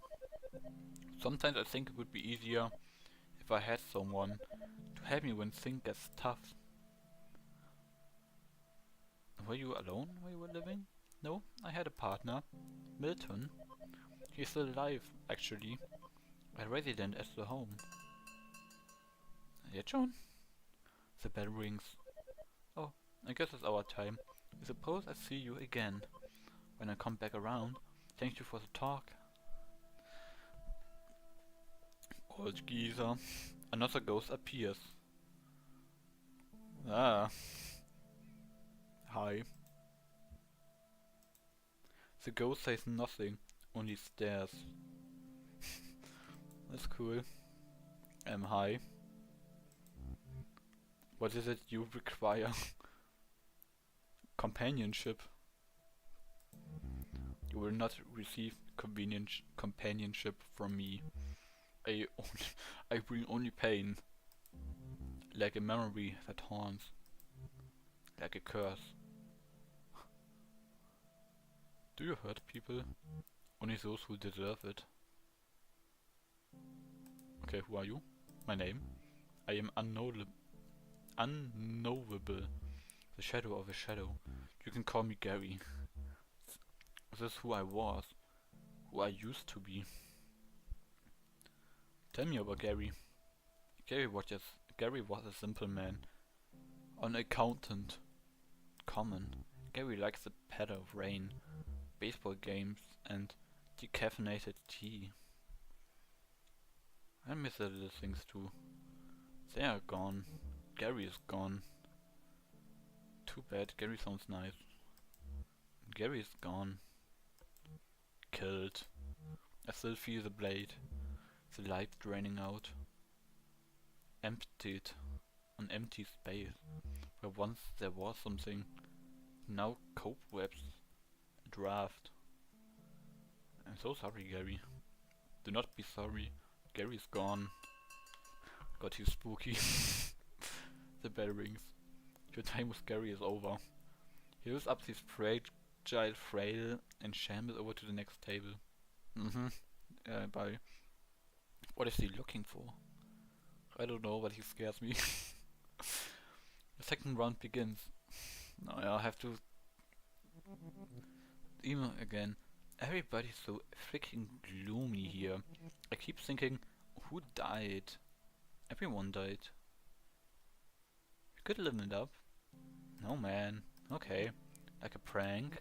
Or maybe we try to scare the other ghosts. Who haunts the haunter or something? I seem hard to spook. You're probably right. The one ghost specifically. The creaky guy with the huge mouth? No, the old lady who looks like a snowball. Horrifying. I did see panicky little ghosts. They were into another room. If only they were here. Man, we should just go haunting. Freak out some flashbacks. Give her something to be afraid of. Sure, why not? I like that. Cool. I don't need a lot of I don't meet a lot of ghosts like you. Nice ones, I mean. Usually I pull around with other poltergeists.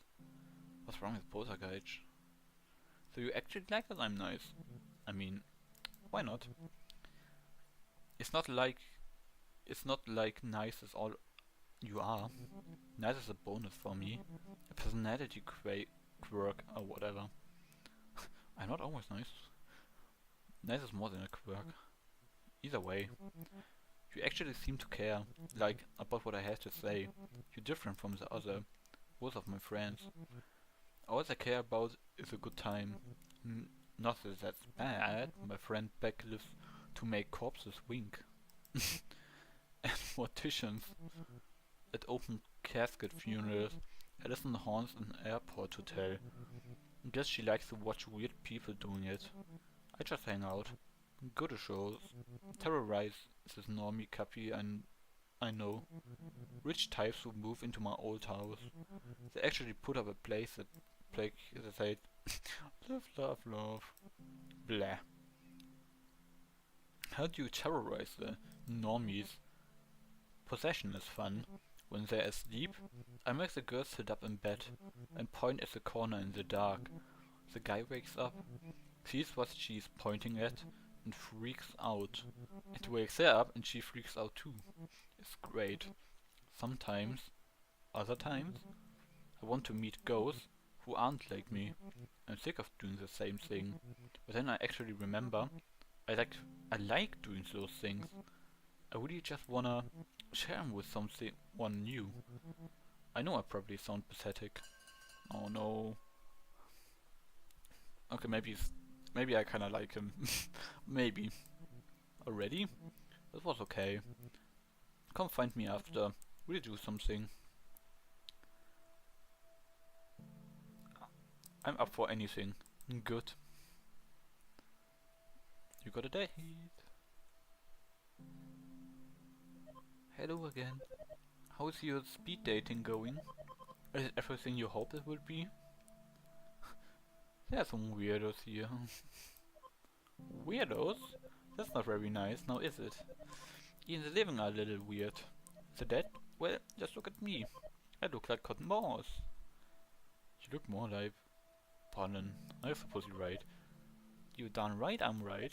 I've been around the bend. Lived longer than most of these other ghosts have been dead. I know a thing or two. Even still, dying has shown me there's still a lot to learn. Always something new worth knowing. Hattie looks at the garden running around you. Do you like gardening? Not really. You and whoever tends this garden, she chuckles to herself. As far as interests go, I'm afraid I'm pretty boring. Beyond growing things and helping people die, there's not much more to me. I suppose I like true crime. Making jam. Is jam something that interests you? Wait, you like true crime? Oh heavens, yes. Like a lot of folks from my era, I started with Capote. But he was a little too literally for me. Literally. I like the gory details. Oh boy. David Simon and Edna Buchanan, especially. Who do you like to read? I don't know. David Simon. I don't know any of them. I know, let's go with the middle. Oh dear. I didn't mean to offend you by calling him too literally. His writing's just not my jar of jam, you know. Which Capote book is your favorite? I don't know. The corpse had a in cold blood, I guess. Capote's has been dead a while. It would be swell to meet him. But I guess my odds are as good as when we were both alive. Being dead has me thinking. I read so many awful stories. So many big cases go unsolved. Detectives and journalists always say, if only the dead could talk. Sometimes I wonder if they'd talk to me. How would you find the victims? Newspaper classifieds. The living say new papers are dying. All the better for us dead. Ding-a-ding-a-ding. The bell rings. Oh, there's a bell. I'm due at a nursing home tomorrow. I'd be honored if you join me. It's not as exciting as the date as other ghosts might offer, but it has its rewards. Someone dear to me is taking a turn for the worse. I'm afraid he only has a few days left. I want to sure he knows they won't be his last. Let me think about it. Nein, was denn? Oh, now ist sie traurig. Jetzt fühle ich mich schlecht. I'll be at the Queen Mary's at 7 a.m. Hope to see you there. Man, warum fühle ich mich immer schlecht, wenn ich jemanden rejecte? Das ist so bad. She takes her time. It seems like she wishes she could just stay and talk to you. Man, don't make me feel bad about that. So, hi Gary. Hi. Why are you so sorry? What do you mean? When we spoke the first time, you apologized profusely. Why? Is what you're supposed to say. I feel bad for you. I do not really need your pity. I need to know what happened to me. I only recall shivers of my last moments alive. Emotions. Work. A shadow along the wall.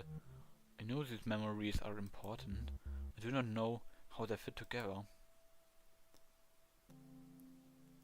Tell me about the emotions. There was anger, frustration, guilt. Now all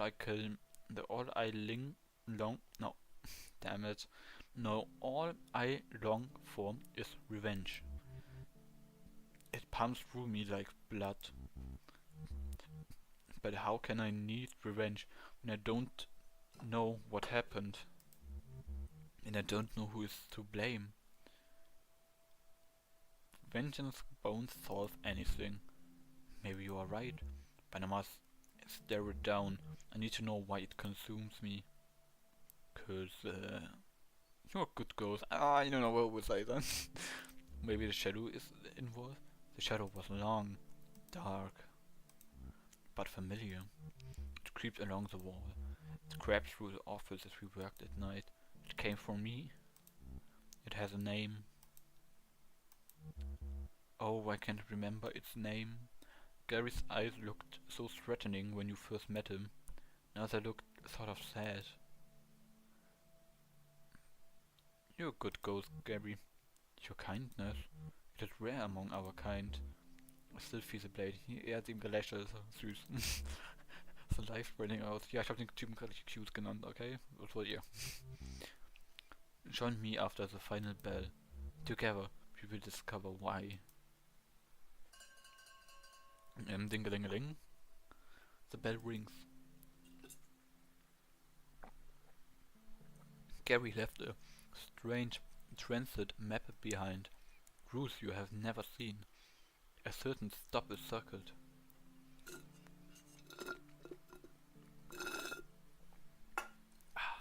Choose your date. Obviously we go to Dre. I don't know, obviously. Naja. You ready? Yeah, you're ready. Dre has something planned, and that's for sure. This is gonna be sweet. Dre takes you to a house in the city. A duplex. Brick. Not a bad looking place, maybe a little run down. It clearly has some renovations though. Like the neighborhood, its edges have been peeled off in favor of some good old fashioned gentrification. The front door is a fresh shade of red, and there's a pretty nice car in the driveway. My place when I was just another flashback. Looks nice. When I was there, it was way better. There was a pawn shop over there, where the guard with Java Joy Joy is now. Don't know what that means. They always had good tapes. Now it's just coffee. Everyone just drinks coffee and does yoga. Whatever, come on. Let's go inside. From the inside, the house looks like a show home. Perfectly decorated rooms with perfectly placed furniture. Everything matches because almost everything is white or grey. Blah, disgusting. They get cleaners. Pay them like nothing. And complain when they don't wash the walls. Because they sound awful. Let's spook them. Ich hatte guten Lehrer. Charismatic letters hang on a yellow accent wall. Ach ja. Live, laugh, love. Yeah, let's kill them. This is the garbage I'm talking about. Live, laugh, love. Spew, barf, puke. 3 stars to rearrange the letters. Evil.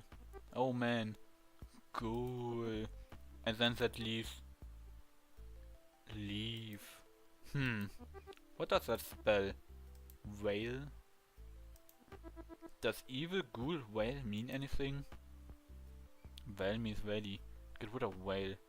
What about leave? What, like leave without the E? Perfect. They take a step back to survey their handiwork. Evil, ghoul, leave. Okay, jetzt sieht es aus, als ob die einfach etwas gegen den Geist selber gemacht haben. Lol. So, where should we hit next? Obviously the bedroom. Oh, good call. The bedroom is something. A king-size bed with 8-foot mahogany posts. A painted carving of a butler as the door with a tray for keys. What? A cream blanket with colorful stripes that harkens back as a fur trade. Wicker everywhere. Oh, look! Wickers! Oh, wow! Wickers! Where do we even start? The bed, obviously. Alright, what's this? Trey concentrate really hard on the bed. It begins to levitate off the ground. Shoot, this thing's heavy. Help him. With great offer, Trey manages to flip the bed completely over. So stand on the 4 posts, with a blanket and pillow falling into a pile underneath. No way they missed that. There's a click on the front door. Oh, she's. They're coming. What the fuck is she's? Shit. And stuff. Quick, this way. Tree drags you to the front room just as the couple who lives here opens the front door. At first, they don't notice anything is wrong. They take off the shoes while bickering about who forgot to take the garbage out. Oh god. The man is the first to see the letter on the wall. He stops talking. She looks up to see why. He points to the letters rearranged on the wall. And they proceed to freak the fudge out. Ja, kein fucking shit in diesem Spiel. Das ist kinderfreundlich.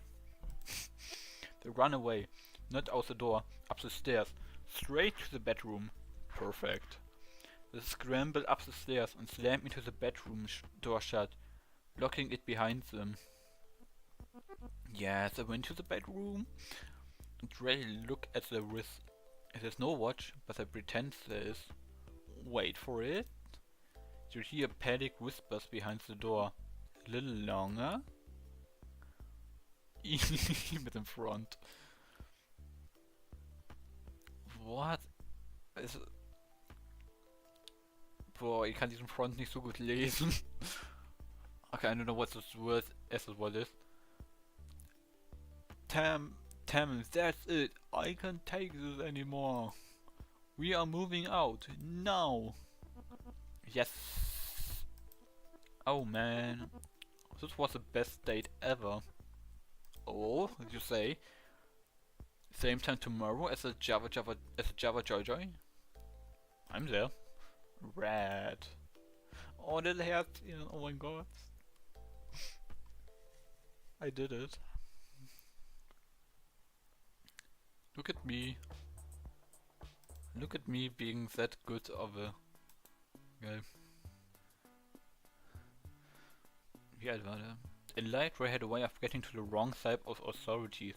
Parents, teachers, cops. Few dared to tell Dre what to do, and those who tried always end up regretting it. If Dre was kicked out of the house at 14, they spent the rest of their teens couch surfing or living on the street. Gott, die Musik ist so laut. Spot you work door checking, bla bla bla bla bla. So, jetzt hat die Frage, was machen wir jetzt? Warte. 1, 2, 3, 4, 5, 6, 7.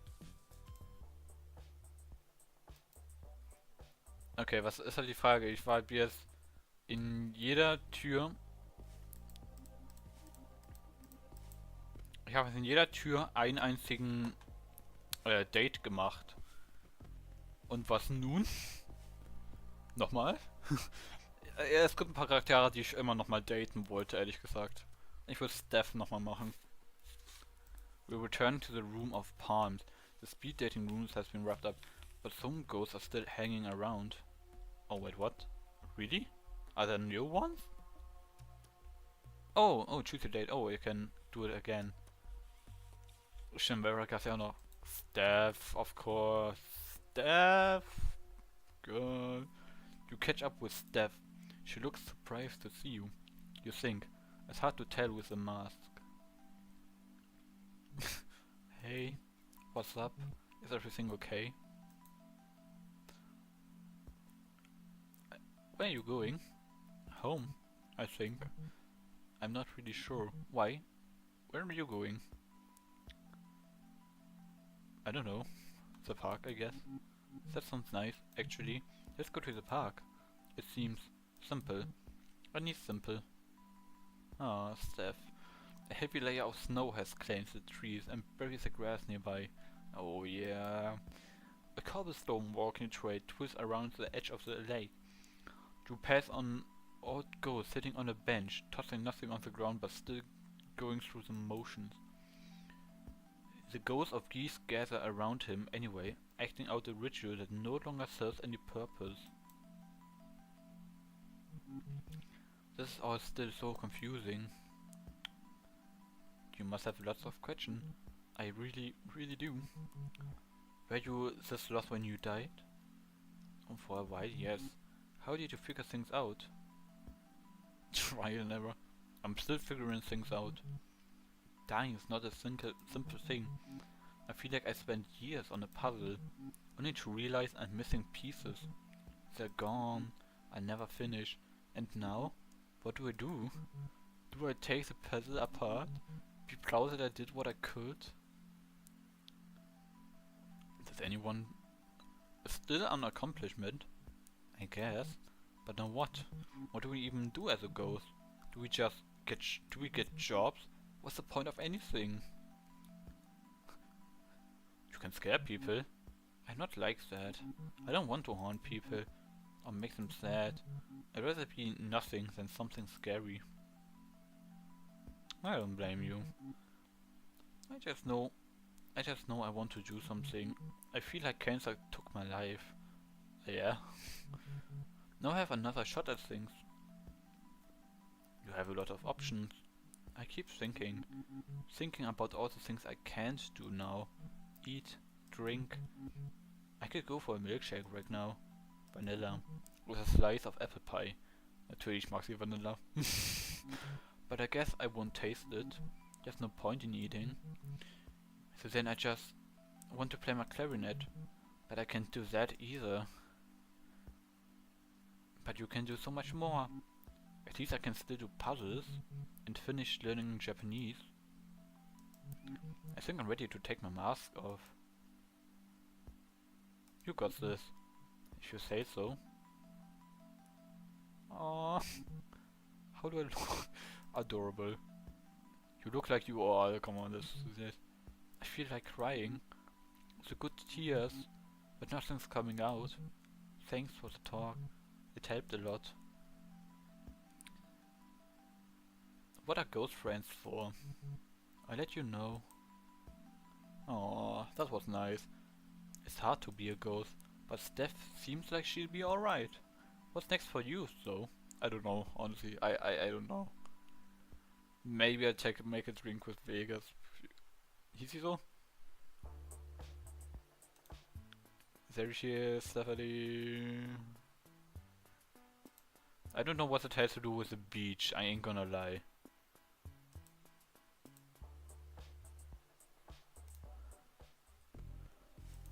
Bla bla bla bla bla. Vielleicht machen wir ein Date mit jedem Charakter. Because why not? I kinda want to do one.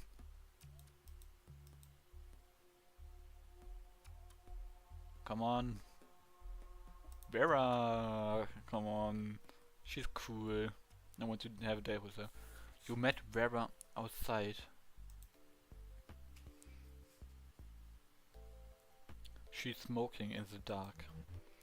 Took you long enough? Not really though. I'm just kidding around. So, what do you wanna do? The word's ours. Vera stops talking. She seems distracted all of a sudden. Do you hear that? I didn't hear anything. I heard a voice. There it is again! A voice. Did you hear that this time? I still didn't hear it. I'm hearing a second voice. This one sounds familiar. Like the way I sound if someone recorded me. Me, but not me. Where are the voices coming from? The voices are in my head, but also far away. The voice is calling out to me. It's saying, Vera, are you there? We are trying to reach Vera. Dead on the 5th November 1954. And then the other voice, the one that sounds so familiar, it says, where are you, Mom? Oh no, that's so sad. My daughter? I'm sorry. I have to go. I have to find her. Can I come with you? Yeah. I think you'd better. I'm not sure what I'm hearing. It sounds like my daughter, but, well, you know what I done. It might be nice to have some backup. I'll be with you. You follow Vera to the source of the voices in her head. A small bungalow on a quiet street on the other side of town. There's a square hedge around the front yard, and a neon sign in the window. Jesus, that's fucking loud. Psychic readings. Okay, I got it the first time. Know the future, okay, yeah. Know yourself, okay. My god. Let's go inside. Inside the house is dark, except for a room towards the back, lit by trembling candles. Two people are seated at a table, facing each other. Oh, one is a young woman, dressed in black, with multiple piercings. She appeared to be the psychic, playing the part with a witchy flair. The second woman sits across from her. Oh no. The woman is in her 70s, wearing wire-frame glasses and a long black dress. She looks like a retired librarian. That's my daughter. Is this a seance? It sure looks that way. What happens now? I feel a presence. Vera's daughter opens her eyes. Mom, are you there? This is really sad, damn. Your mother is here. She may not be able to speak, but she is listening. Mom? I sense two presents. Two? Yes, one is unknown to me. The psychic breathes in deeply. You may now ask your mother a question. Perhaps she will respond. Mom? It's Jane. I need to know what happened. How you really died. The police, the papers, they all said it was an accident. But I found your letters. Mom, what did they do to you? I can't tell her what happened. It's too hard. Can you say something? I need her to know. I'm out there. I'm just not sure I can do it. Tell Jane how her mom really died. Tell him what an no, come here. Tell the truth. The The psychic repeats what you say, word for word. The letters were all true, every word. I'm sorry I left you.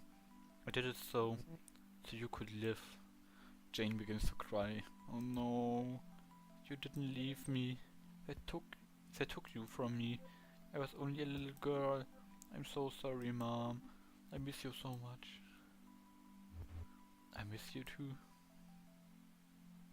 Oh my god, this is so sad. What the fuck? Man, I wasn't signed up for this. I just wanted to date a ghost, but okay. Well, das war wäre. I guess next one. Because, of course, next one. I guess wir gehen nochmal in Layers rein. Wer gab's denn hier nochmal? Ich habe schon teilweise vergessen. Ah ja, wait, I think I remember. Yeah, Kyo. Kyo. Wir gehen zu Kyo. I want to date Kyo. Sehr cute. To meet Kyo the next day. Waiting on the streets as you approach. Looking nervous. Oh mein Gott, ist das laut. Okay. Muss ich gerade ein bisschen für mich runterspielen. I'm nervous. Are you nervous? I don't worry so much. What? I said don't worry. Hold on a second. Let me take off these headphones. That's better. So, what were you saying? I'm excited. Thank you for hanging out with me. I'm worried the place we're going is boring. It's pretty much, well, the middle of nowhere. Not literally. I know cause we're ghosts. Sounds good to be honest for me. The middle of nowhere could mean something weird. Just come with me. Klingt intriguing. Kyo takes you to the woods. Yeah, that's what I'm talking about. Deep into the trees, far from any paved roads. Did you know I make greeting cards for ghosts to give other ghosts? Happy anniversaries of your tragic end. Ich mag sein kleines Lächeln, es ist sehr cute. I'm happy for your loss. Okay, ist witzig. That sort of thing. It's just a hobby. It's a cute hobby. You stop at a particularly barren patch of prairie land. Everything is frozen over. The few cluster of trees are stripped over of their leaves with branches like bony hands.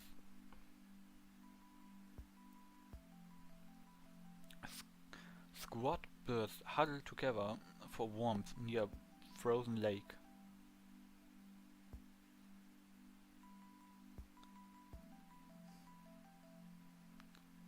Hi Lunix, ich sehe dich gerade. Wie geht's? While a dry and biting wind blows through. Isn't it great out here? I come here to think. I watch the birds. I listen to music. There aren't many souls here. Just the birds and the wind. I see why you like it. As surprising. Nah, I see what you like it. I can be myself here. No one bothers me.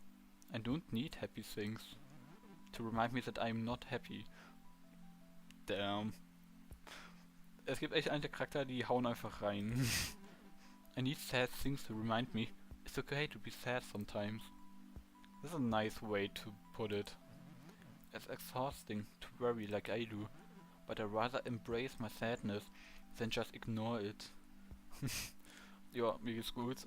I have a lot of fun with this game. Es ist sehr spaßig, muss ich schon sagen. Ich mag Dialoge. Aber es ist sehr kurz und nicht viel los hier. Sadness is a real thing. As real as we are, anyway. So I embrace it. Kyo looks out onto the frozen lake. Come with me. I want to show you something. Kyo leads you away from the lake towards a pocket of trees. Das ist halt ein Spiel. Das, wie es im Titel sieht, Speed Dating for Ghosts. Was du halt machst, du speed datest Ghosts. Also, du datest Geister. Es ist sehr cute und sehr charming. Ich mag es. Hiding among the poplars and pines in an old house. The wood is grey and brittle. The roof is collapsed long ago. This house is a tiny thing. When it was standing, it had just a single room. Inside, the floors are rotted through and covered in layers of bird droppings. Wunderbar. In one corner, a wood burning stove is rusted through. There's not much else. An entire family lived here. Kids were born here. People died here. And then it was abandoned. Left to fall apart. Lost among the trees. Now it's my home. Love what you've done with it. I would never change a thing. It's perfect. Q leads you back into the cold. Nein, ich will bei ihm bleiben. Back to the edge of the frozen lake. This is as far as I will ever go now. And you know what? That's fine. Everything is fine. Damn, this is so cute. So cute. They're the best. Okay. Back to the main menu. Next date, I guess. 3 Days habe ich noch vor mir an sich.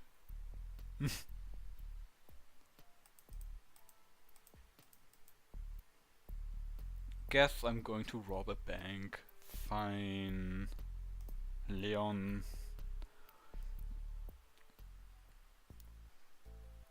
I guess it's time to rob a bank. Ich wusste nicht, dass genau der Text jetzt aufkommt, mein Gott. Leon said to meet him in front of the mortal trust on force. Like the name suggests, this is a bank for the living. Once they notice they've been robbed, they shouldn't suspect the dead. Hopefully. There he is. I'm getting nervous, not gonna lie. The others are supposed to be here. We can do this alone. Not really. Without them, we down a lookout, and our guys on the inside. What's my role? You'll be coming in with me. To the score. Is the score in there? I'll take more than one ghost. I need your hands full. And your mouth shut. Oh good. Here comes Carl. Carl. Hey. This is Carl's boat. Our token breather. No offense. None taken. I'm just happy you ghosts wanna hang out. So, how is it going? What kind of name of Carl's? Carl's bed. You're alive? Yes. And you can see us? Of course. I've been seeing ghosts all my life. No one believes me. I'm pretty jealous of you ghosties. No responsibilities. Just floating around. Not a care in the world. It is pretty sweet. Someday. Ich meine, du kannst es auch verschnellern. Aber, okay. Carl's the man on the inside. I'm the teller at this bank. I know the combo to the safe and where the cameras are pointed. Why care for the cameras? You can just go invisible, but I sure can't. Hence the mask. And as for the safe, I trust Leon just fine. Just not enough to tell him the code. Would you tell me? Not a chance in the heck. I just met you. And besides, if you know the code, suddenly Leon doesn't need me. I won't get my share of the cash. And then it's plan B, a high interest saving account. Terrible fate. All banks are bad. Satan's in suit. No offense. None taken. And speak of the devil. Ooh. Spooky Peter is back. How do you do? Why am I not surprised? Spooky Peter. In the flesh, so to speak. We met in the room of layers.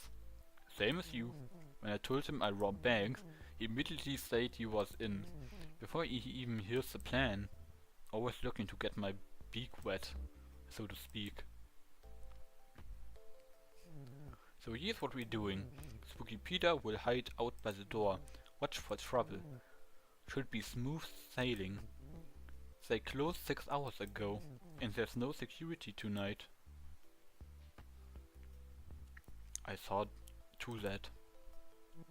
What happened to Winston? Who? The security guard. He's taking some time off. Oh good. Winston worked so hard. He could use a break. And that's what he got. A break. Okay. Let's get this train rolling. Follow me. Carl pulls out some keys and locks the front door. So alive, he's already proving useful. Können wir nicht einfach durch Wände schweben? Inside, the bank's dimly lit. It's eerily quiet at night, like most places busy in the daytime. Spooky Peter disappears into the shadows by the doors. Carl and Leon make a beeline for the bag. Carl hops over the counter like he's in some Heist flick. Leon flows right through it. Ja, so könnt ihr durch Wände schweben. Warum haben die das nicht einfach direkt gemacht? Warum brauchen wir den Typen? You catch up to them around a corner by a heavy looking door. This is a vault. What about the cameras? Ah nein, damn, ich hab nicht die untere gelesen. Fuck. Nein, das wollte ich eigentlich sagen, aber ich hab's nicht fertig gelesen. Dang, you're right. I got so excited I forgot. Good thing I'm wearing the ski mask. Hurry up. Mann, fuck. Every second we're in here, we risk being caught. Does the camera really matter? It's mostly a precaution. Without eyes on us, well, Carl, they won't know how we pulled it off. They won't be able to guard against it. You know, in case I want to do this again.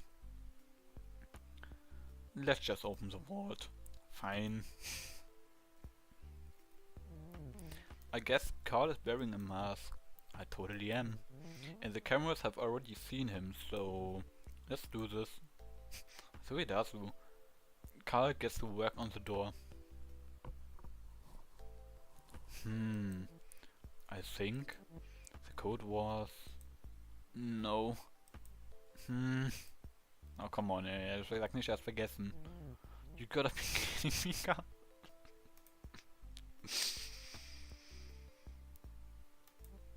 I am actually... I know the code like the back of my car, which is where I sleep. Not because Sherry kicked me out. Man, what the fuck are you talking about? Anyway, before I punch it in, you gotta promise me something. You promise you won't take all the cash, and then leave me here, or pull any other ghost tricks. Carl, buddy, pal, you know what they say about honor and thieves. I don't, actually. Then we're good. Just open the door already. Ja, wir werden ihn auf jeden Fall hier alleine lassen. Carl opens the door. Inside is a wall of safety deposit boxes, each individually locked. And that's it. That's it? Where's the money? I expected like a pile of it. It doesn't work like that. I really should have cased this place by myself. Grab a key, open a box. Okay. Was sagen wir? Was nehme ich? 13C ist es. Inside are some official looking papers, lawyer documents, and an ornament warranty mirror set in 14 karat gold. Fuck, jetzt habe ich genau das genommen von Jasons Video. Damn it, das wollte ich eigentlich nicht. It looks odd. Needs a good polish, but it's still beautiful. On the back, an inscription is attached in gold. Here's looking at you, Millie. Love, H. Time to be moving. I spotted a patrol outside. Think I saw some movement in here. Oh, A police siren sounds off. A warning, maybe? That's our cue. Give Spooky Peter the mirror. Of course we gave him den. Why? That's a mighty fine gift. Could come in handy. Watching the law eat our dust. We better scramble. Everyone makes it out safe.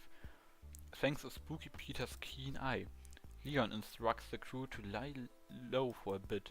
Really, only Carl needs to worry. Uff, rip Carl. Good job in there. Ich hab nächstes Mal irgendwas gemacht. Things might have gone differently if you let Carl fiddle with the cameras. It wasn't the greatest haul. But hey, how many can ghosts say they robbed a bank? Ich meine, das war jetzt nicht so schwer. Die hätten einfach durchfliegen können. Okay, next date, I guess. Ich werde jetzt wahrscheinlich sad, weil jetzt nehmen wir mal die Pollen Lady, wessen Namen ich vergessen habe. Und bla bla bla bla bla bla bla bla bla bla bla. Where is she? Where is she? Hattie, that's ihr Name. Überhaupt nicht mein Typ, aber okay. You arrived at Queen Mary's to meet Hattie for your date. It's 7:04 a.m. Oh nein, ich bin 4 Minuten zu spät. You're a little late. Looking around, this could be any nursery home. Yellowed walls, stained drop ceilings, supply carts lined the corridors alongside the odd, empty IV stand. The sun's not quite up, but the residents sure are.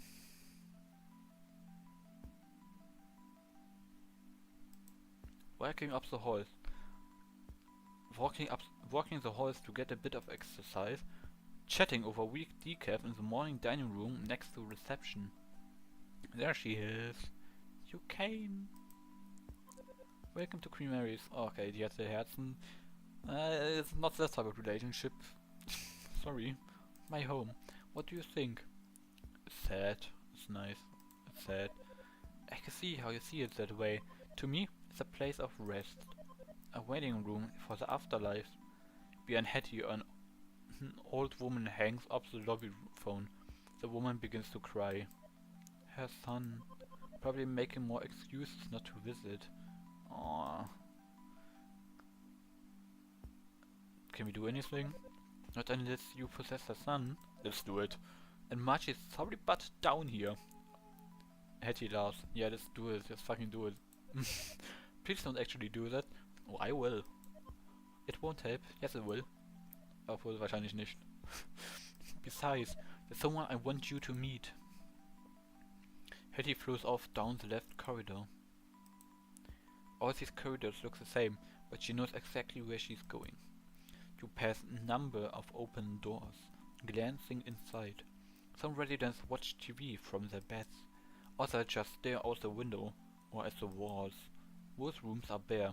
A few are decorated. There are tall plants, fine wood furniture. In one room you spot a record collection. Essential possessions transplanted to make this place feel more like home. Okay, kann man das jetzt im Stream sehen? Go away. At the far end of the long hall, Hattie spots and turns to you. So, I know this is probably obvious, but we're here to see Milton. He was my partner for 74 years. Man, fuck, man sieht das am Stream. Ah, fuck, Wörter. Okay, 47 years. If you think I'm a firecracker, Milton's all sparks. You like him, I think. He's been doing worse lately. How can I help? I've been spending a lot of time here. It has him concerned. Milton says I'm hanging onto the past. He wants me to make friends who are more like me. Ghosts, he means. I want to show him that I met a good one. I want him to meet you. Oh, that's so wholesome. God damn it. It will make him so happy. Hattie turns to go into Milton's room. Good morning, Millie. Inside is an empty bed, neatly made. Milton is gone. Oh no. Oh no. Man, ich sag, es wird wholesome, jetzt ist es wieder sad. God damn it. Hetty frantically searches the room. She spots the chart at the foot of the bed.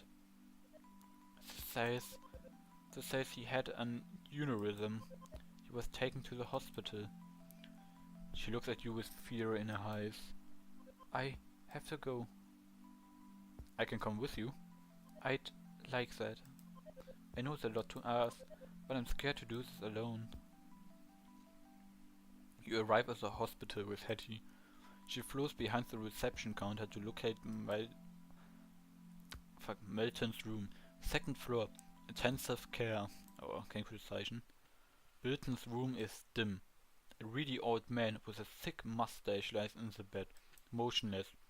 It's quiet except for the steady whoosh and click of a machine by his side. A ventilator connected to a tube run down his throat. Aww.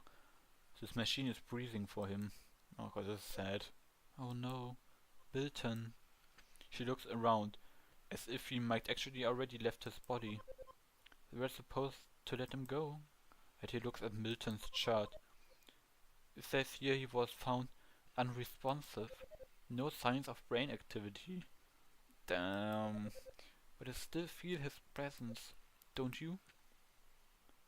Das werde ich auf jeden Fall nicht sagen. Niemals, auch wenn es wahr ist. But where is he? Is he lost somewhere? Is he trapped in there? Oh, Milton. His sister has power of attorney. He didn't want this. He signed a form that said, do not rescuate it. He didn't want this. Hetty looks up. I'm sorry I dragged you here. I know this must be quite awkward. If you don't mind, I'd like to be alone with Milton now. Are you sure you're okay? Yes, I'll be okay. Thank you for everything. As you step into the hall to leave, you can hear Hetty say something at Miltons bedside. Will sie die Maschine ausstöpseln? Das war ziemlich harsh, aber fair. There's so much more, my love. Just you wait. Ja, die sagt das immer zu Leuten. Fun fact. Damn.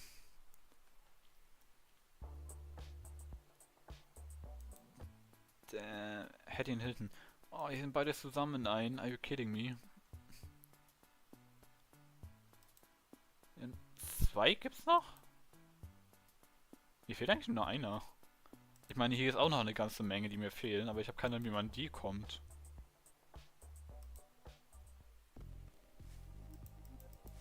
Ich guess, ich muss irgendwas freischalten? Fragezeichen. Okay, hier habe ich alle und hier fehlt mir noch einer. Dann habe ich alle, die man bis jetzt daten kann, denke ich. Okay, jetzt gehen wir zu Gary. Damn, von mir aus. We arrive at the bus stop where Gary asked to meet. The last bus went by hours ago. Still, there are other ghosts waiting for something. One natters to herself like a squirrel. Boah, was ein schweres Wort zu sagen auf Englisch. Ich sag einfach Eichhörnchen.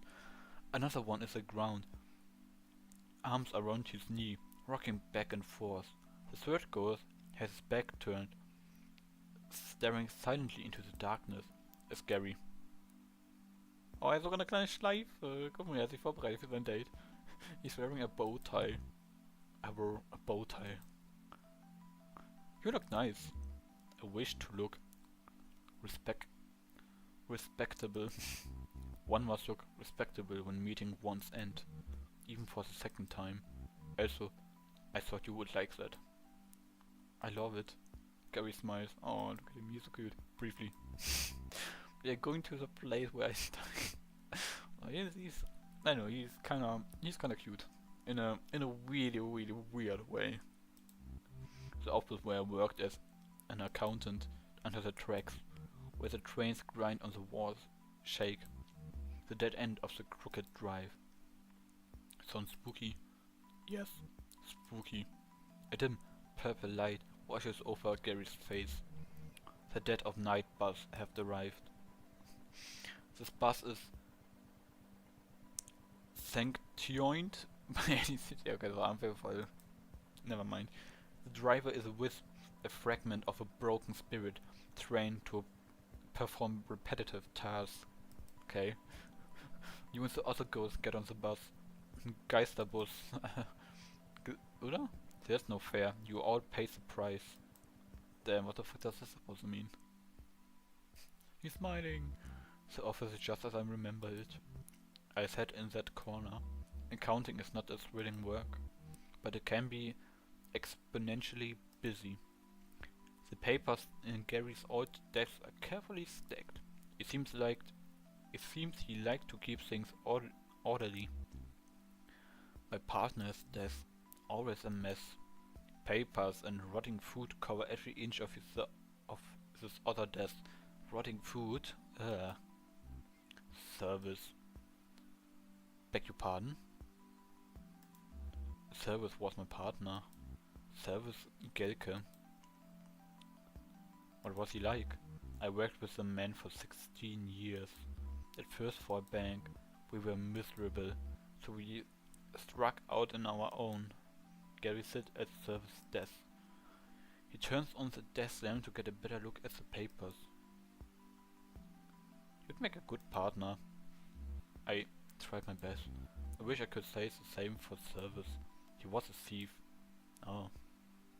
The green and gold lamp collecting dust on service desk casts a long shadow. The shadow begins to move. It creeps along the wall until it hangs squarely over Gary. He was telling our client they owned money. Money they did not own. He would pocket it for himself. Smaller amounts, so I would not notice. But even small numbers do not add up. Gary struggles to a stance.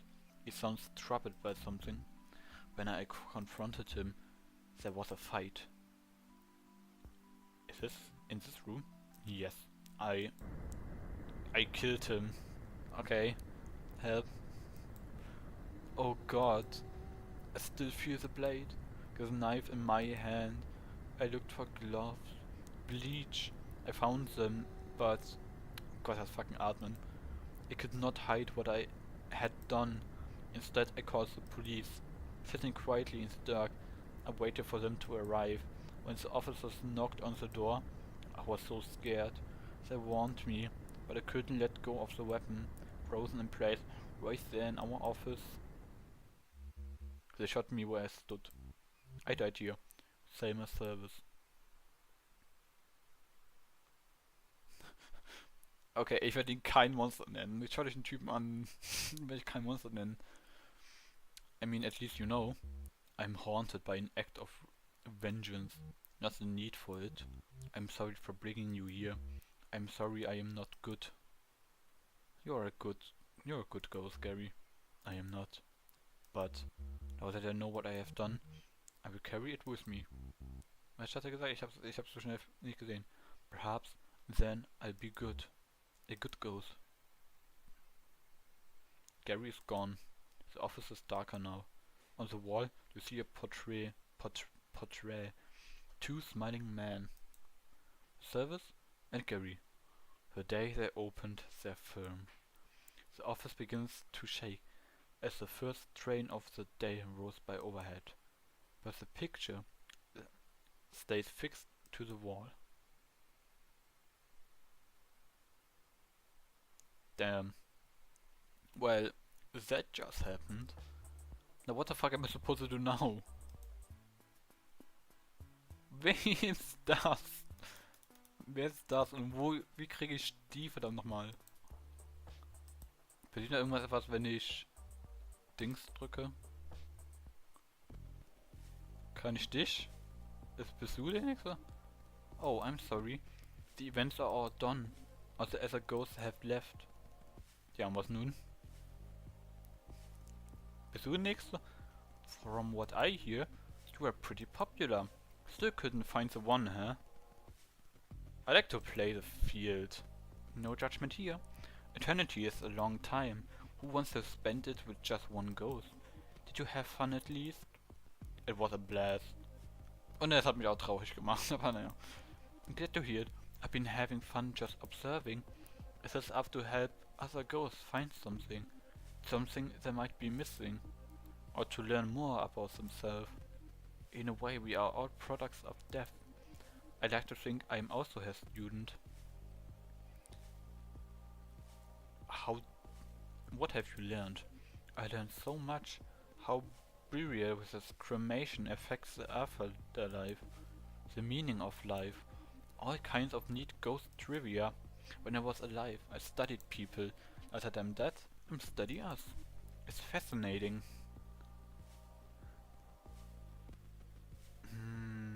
You know the meaning of life? You don't want to know about that, do you? Let's just play trivia. I don't want to know. What trivia? No! Oh my god. I have questions prepared and everything. Welcome to Friends Scary Hard Trivia Challenge. All the questions are ghost related. Don't worry if you get any wrong. I'm not testing you or anything. Question 1. Uh-oh. Which film star is said to haunt the Hollywood Roosevelt Hotel in Los Angeles, California? What the fuck? I don't know. Was ist das für eine Frage? Hallo. Marilyn Monroe, Cary Grant or Grace Kelly? I don't know. I'm gonna say Marilyn Monroe. I don't know. And the answer is Marilyn Monroe. Oh hey, ich hatte recht. You got it. Wow, das war Luck, ehrlich gesagt. Marilyn actually lived in the hotel for about 2 years. Damn. Now she haunts it. Pretty cool, huh? Question 2. Which Shakespeare king appears as a ghost in a play that shares his name? I don't know. I don't think Hamlet. Richard III, I don't know. And the answer was Hamlet, okay. That was a tricky one. Hamlet's father appears as a ghost. His name was technically also Hamlet. Oh, come on, man. King Hamlet. These are the ghosts of the king in Richard III, but not Richard III himself. Question 3. A red blood cell that has lost its hemoglobin is known as what? What the fuck? Hemoglobin. Also maybe it's a ghost. Who knows? Maybe that's why it's ghost related, or maybe that's just a fake out, I don't know. Maybe it's Phantom. The correct answer is Ghost. Ja, okay. Ich habe einfach aus Kontext schnippen herausgefunden. Good job. Ghost red blood cells are empty shells. They show up on microscopes, but they're pretty much see-through. Just like us. Question 4. During her seances, what did medium Haley Duncan famously regulated and called ectoplasm? What? Okay, I have zero idea. What the fuck? I don't even know what lard is or cheesecloth. I don't know. Who the fuck even is Helen Duncan? Famously, I have never heard of that. Never. Cheesecloth, I don't know. Correct? I no way. I'm so good, I'm so smart. Duncan was a medium in the early 1900s. She was said to fake ectoplasm by pulling gross cheesecloth out of her mouth.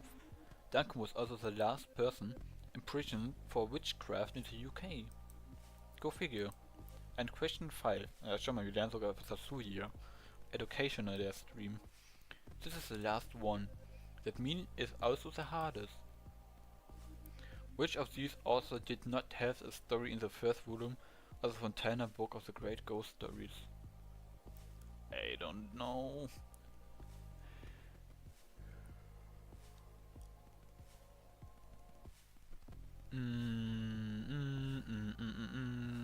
Nehmen wir das unterste. The correct answer is Poe. It seems like he'd be in there. Poe was in the second volume. Blackwood and Lawrence both have stories in the first. Blackwood was a prolific ghost story writer, while Lawrence best known for not ghost stories. Penned a great one called The Rocking Horse Winner. You got 3 questions right. That's more than 50%. It's not the help honor roll, but you passed. I'd like to see you also, but now. Well, you can always visit the graveyard, read some of your past dates there, or select erase data to start over. Here's in the option menu. What else? You could always go to hell. Okay. Excuse me? Same to you. I meant that literally, of course. I hear it's gorgeous this time of year. If you combine travel and accommodations, you can get a pretty good deal. My friend Gail is a travel agent. She could find you a great river cruise package. Oh no, I like that. Here's Gail's card. If you end up going, be sure to send me a hologram. Alright, time to go. I ring the bell to make it official. Dingle dingle dingle dingle dingle. The bell rings. Sniff. Don't sniff me. Thanks for playing. Actually war sniffing im Sinne von traurig. Okay, war sie der letzte Gravestone von der Main-Seite? Ja, oder? Go to hell. Yeah, I'm gonna go to hell. Ja, war sie. Nee, warte. Da ist sie. Okay. Gut. Es gibt more content. More ghosts. Go to hell, let's go, baby. Like the Christian always say to me. Oh, hey there, stranger. You look like you could use some R&R. Ist das A oder R? Romance in Retribution. Es war R. Okay. The name's Gail. I'm a travel agent for the dead. I got all the best deals. Single cruises on the river Styx. Cookouts on the shores of hell itself. All inclusive at Daytona Beach. You may be dead, but that doesn't mean you can still have fun. Nice to meet you, Gail. A nice one, huh? That's unfortunate. I like the bad ones. Oh my god. She winked at me. What should I do? I can be bad. Oh, that's cute. I'm sure you're awful. Save that fire for tonight. I'm organizing a singles event. It's on Mortal Beach, overlooking balmy Brimstone Bay. It's a great view on 2 whole circles. There's 3 when the weather cooperates. It's going to be a party for sure. Ist halt dangerous, na, wahrscheinlich nicht für Geister. Sounds great. Then you love what I cooked up? There are some real party animals here. Nicht wirklich my type, but okay. Just wait till you meet Dave. But hey, you didn't pick up my brochure just to hear me blab on.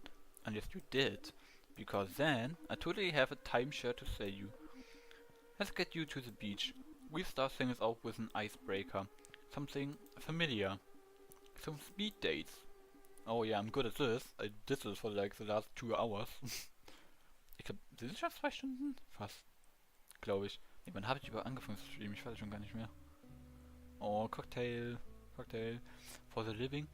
The shores of hell make seem like a strange place to take a vacation. It's not Maui, or Cancun, or Bali, but hell has its charms. The sand on Mortal Beach, like the water in the bay, is piping hot year round. The air is sweltering, heavy, like a good sauna, or an oven. In hell, there is no night or day. The crimson light of eternal flames casts a pleasant, flickering glow on everything that a comfortable distance. In a way, it's kinda romantic. Dingle dingle ding.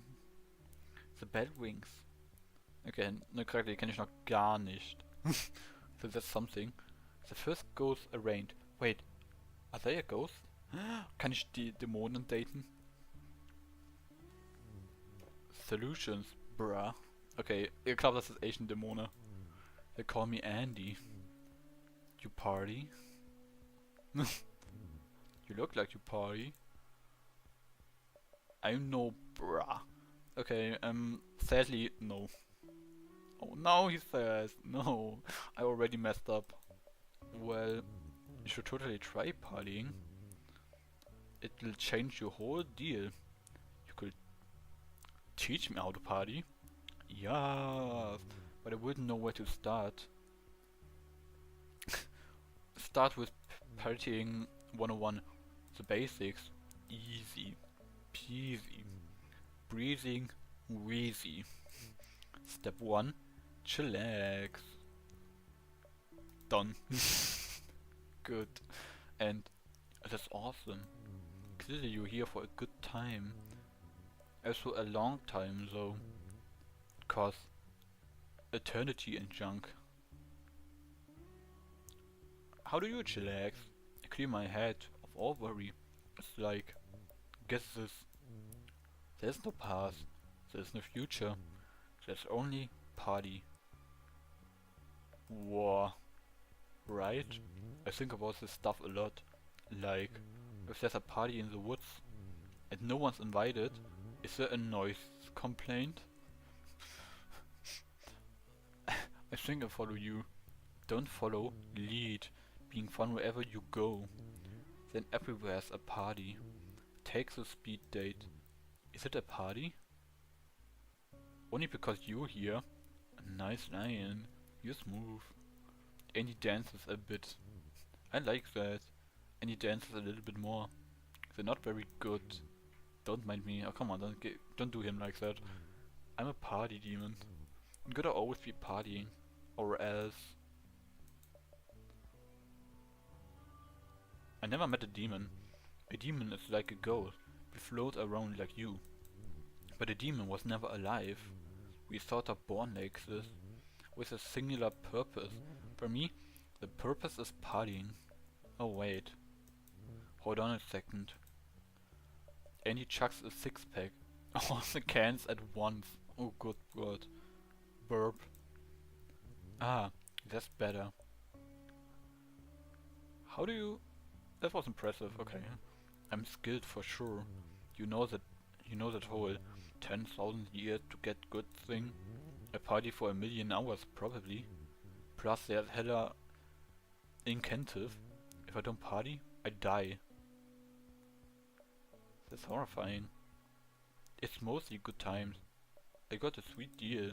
Other demons gotta do grotty stuff. Murder demons, screaming demons. One time I met a clean lines demon. It was an awkward date. I like messes. What's your gratitude for the kind words? I'm proud of the mess that is me. Hold tight though, gotta dance a bit. And he dances a bit. Cha-cha-cha. There we go. All good in the hood. Wanna hear a fun fact? These beats and shades aren't just for show. The lesson my need to party. How? By excluding party, sort of like an RPG or something. Special item effects. 3 plus to partying. Spar ringet. Time to mingle. See you later, crocodile.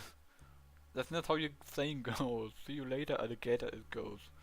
A party demon. That's new.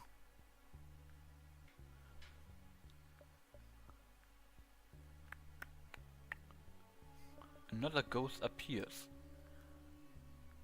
Oh. Oh good lord. And what do we have here? Another lonely spirit? Tell me, lonely spirit, what is loss? Das eine Comic. The absence of something? Why yes, dear. Okay, die macht mir Angst. Precisely. You must feel it too, then. That profound emptiness. The loss of your life. I'm still me though. Can we talk about something? Is that me though? Are you certain of that? lonely spirit. Ghosts are desperate for purpose. We lie to ourselves, tell ourselves we still matter, that a part of us remains. But who is it to say we matter anymore? We are not even matter. We are more like echoes, epilogues of unfinished stories. Soon there will be nothing more to say. You and I will surely be nothing. I believe it will be glorious. You're such a donor. What have you lost? Like you, I lost my life. Unlike you, it happened twice. They call me Agatha, born of the Brickstale, Connecticut. An irregularity in the blood count. I suppose you could, at one time, call me a vampire. Ooh. Now I am a ghost. A vampire ghost? Cool. I am quite chilly. Yes. Thank you for noticing. The stake through my heart. I suppose it made me this way. There are very few vampires, let alone vampire ghosts. That's... Who did it? A jilted lover. She didn't know I was a vampire. When she found out, she killed me in my sleep. Now I wander between worlds, and nothing and nowhere, deserving this lonely death. My broken heart full of display. No one deserves to be lonely.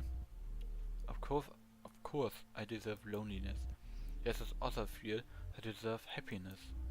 Let me decide what I need, dear. You just worry about you. Perhaps I am being a toad dramatic. You seem quite harmless. I'm complicated. No, I'm harmless. I'd very much like to know more about you. The bell is about to ring. The second round won't arrive soon enough. The bell rings, and there it is. Until the second round, lonely spirit. Was ein interessanter Charakter. Another ghost appears. Hi, hello. Excuse me. Sorry to bug you. I'm looking for my human. Oh, this is gonna be sad again. No, please don't make me sad again. Have you seen her? Is she a vampire ghost? A vampire? You mean like Agatha? Agatha's not my human. Is Agatha even a human? She's around here somewhere.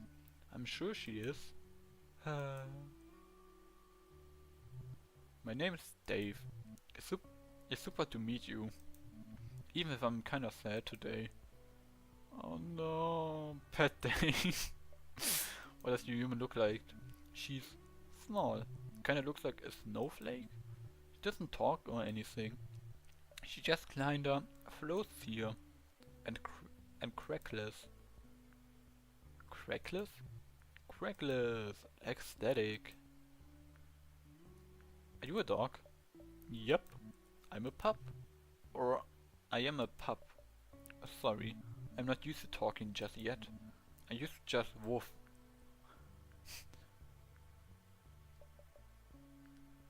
What kind of dog are you? The cute kind. I'm kidding. When I was alive, I think my human called me Retriever? Cross? Cross with what? Cross? I better be crossed with something? I guess some other kind of pup? I never really knew my dad. But whatever he was, I guess. We need to ask the owner. That's sorta complicated. When a human is a wisp, a piece of a spirit, she's usually right by me, just floating around and never leaves my side. Why is she a wisp? I think 'cause she's not dead yet. A wisp is what happens when we just a part of a person dies. That's what Gail said anyway. All I know is, 1 minute I was alive, eating some chocolate I found. Oh god. No, he's wagging tail. The next I died. When I came to, I was a ghost. And the wisp was there too. I guess that means part of my human died with me. Oh, that's so sad. What the fuck? So sad. I guess. Try not to think too much about how sad it is. Can I scratch your ears? So where did the wisp go? I sure hope so. I just wish I could smell where she is. It's so frustrating, not being able to sniff stuff. In the meantime, I'll be waiting. The bell rings. Ugh. Woof, woof, woof. Sorry. Loud noises scare me. Guess it's time to take another walk around. A human's gotta be here somewhere. Bye for now. Man, what a pleasant path. Man, it's so fucking sad. Why is this game so fucking sad all of the fucking time? Second round begins. Not gonna lie von... Oh. Ich würde sagen, von allen würde ich ihn hier am ehesten daten. What's up, Spooky Uki? Er ist ziemlich chill, ich bin nicht der Party-Typ, aber he's ziemlich chill. Righteous to see you again. Splendid furious even. I like your bikini. Thanks. I like to switch it up. Right now, it's polka dot time. Good for a beach. Well, what I thought. It's pretty warm in hell, even for a demon. That reminds me. Here we go again. Scusi. I need just a random air guitar. Hello, East St. Louis. There. All better. Jet setter. Hey, what's your opinion on platypuses? Platypi? Whatever. Those hairy ducks dudes. Look it up. I like them. How can you not? They're the ultimate party animal. I think about shades, sunglasses, like the ones in my dome. If you put them on an animal who looks the most down to party, a platypus. Okay, it's inorgable. Okay, fine, kangaroos are up there. Dogs too, especially if they're in a sidecar. I love dogs in sidecars. I love dogs at party. I like Dave the dog. Bolto over there? Pup's goal-oriented for sure, but also scatterbrained as heck. Loyal, but flighty. A total Libra. What about Agatha? Why the vampire ghost a wet blanket, obsessed with the past, single track mind. Agatha's a Scorpio, most deaf. This is all BS. How do you know all of this? Internet. Oop, here I go fading away again. Nature calls. And he crushes a beer on their head. There we go. So, where were we? And he still appears to be fading. He's still fading away. What? I am? That never happens. You're making it worse. I'm trying to make it better. Maybe if I bought on more party accessories. I left them in the car. Oh no, please don't fade away. I gotta go. No. And he's been partying for more than 1,000 years. I'm sure he figures this out. Don't worry. I mean, don't worry is that much. Demons aren't even real. Or are they? What does it mean? Vampire time. Greetings once more, ghost. I must say, our first conversation was the best of a bad lot. They say hell is other people. If you thought hell attracts, I'm liable to start enjoying it. Thank you. Before we get to know hell better, we ought to better know each other. Okay. Are you a Bram Stoker Drake or a Shinny Anvil? Why does time slow when you're near? What kind of music? We find the casual questions. I have lived through countless periods. What you call music has changed drastically. I have tried to keep up with the trends as it were. The Cure, Billie Holiday, Chopin. In the end, new music all sounds so vulgar, especially when you've seen Bach himself as the organ. You've seen Bach live?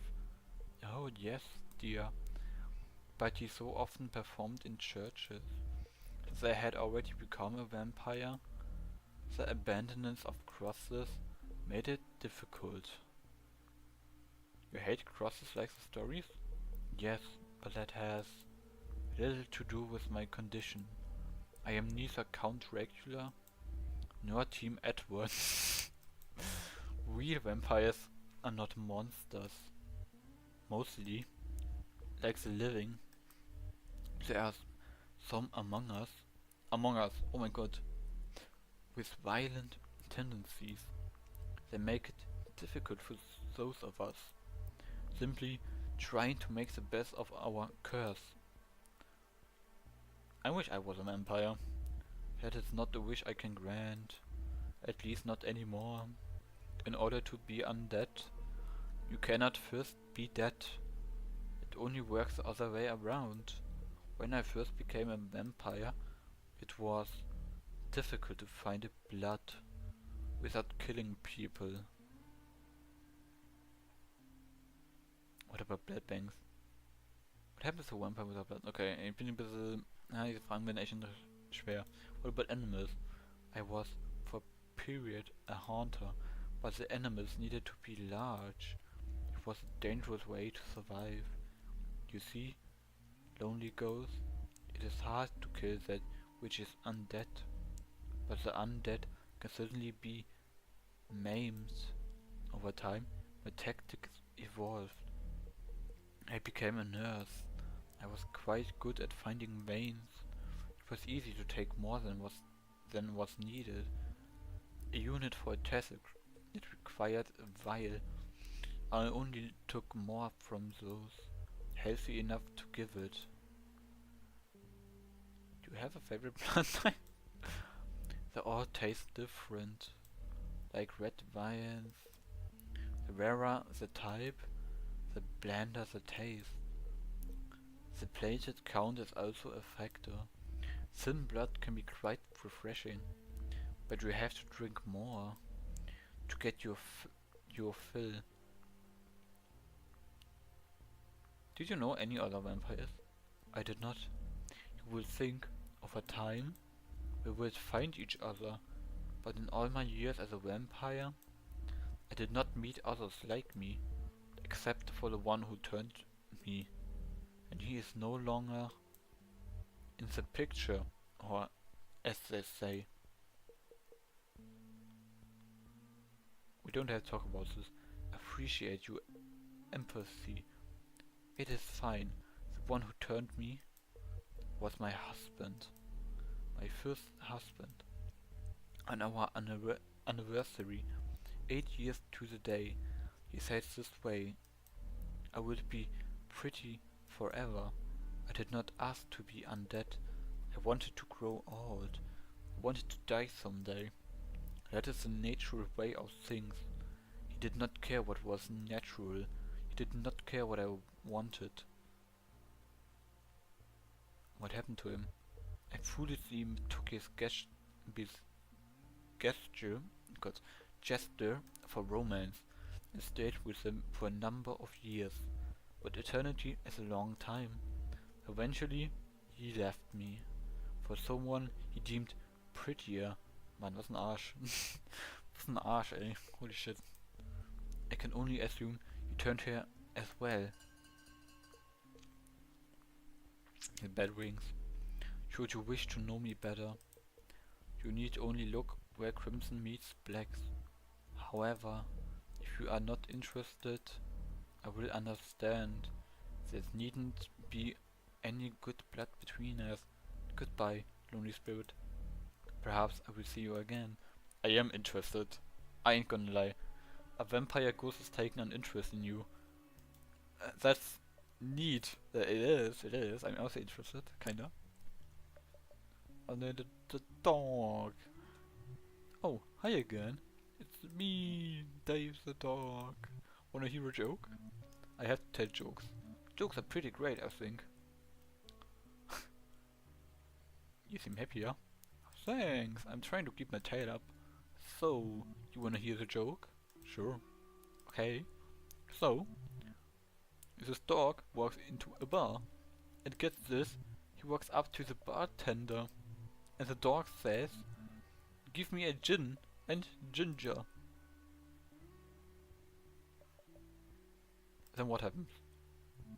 The bartender looks up and says, "Holy moly, a talking dog." There's the dog laughs. It was my human's favorite joke. Damn, this is... Who the fuck actually says it? Oh man, ich weiß nicht, was ich sagen soll. You're a good dog, Dave. I try. I really do. I don't chew as much stuff now. I sometimes had trouble with that. The place I was haunting didn't have a pub. I kept finding the stuff chewed up. There's less stuff to chew in hell. It's so nice and good. I grabbed you in hell with me. If I don't find my human, maybe you can be my new one. Oh no, I shouldn't say that out loud. I forgot I say things now. You'll find your human. I sure hope so. I miss Miriam so much. That was my human's name. Miriam took me for walks. Can we Miriam? Fuck. Ich überleg gerade. Twice a day. She let me stop to smell literally everything. And sometimes, when it was extra hot, we'd go swimming in a lake of water.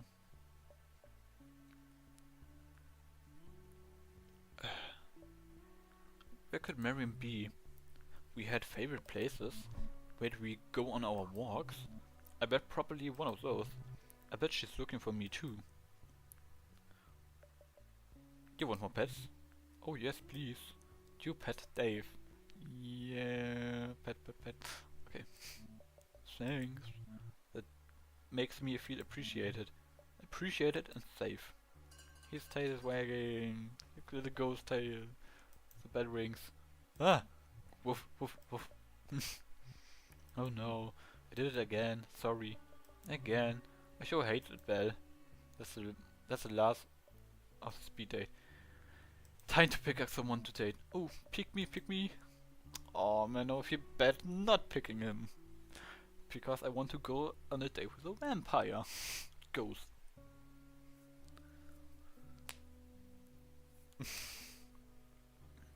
Ich mag Andy so, Andy ist super cool. Der wäre an sich meine erste Wahl, aber ich bin gerade echt interessiert an der Agatha. I mean, gonna lie. Interesting character, for sure. After speed dating finishes, you search for Agatha. You look everywhere.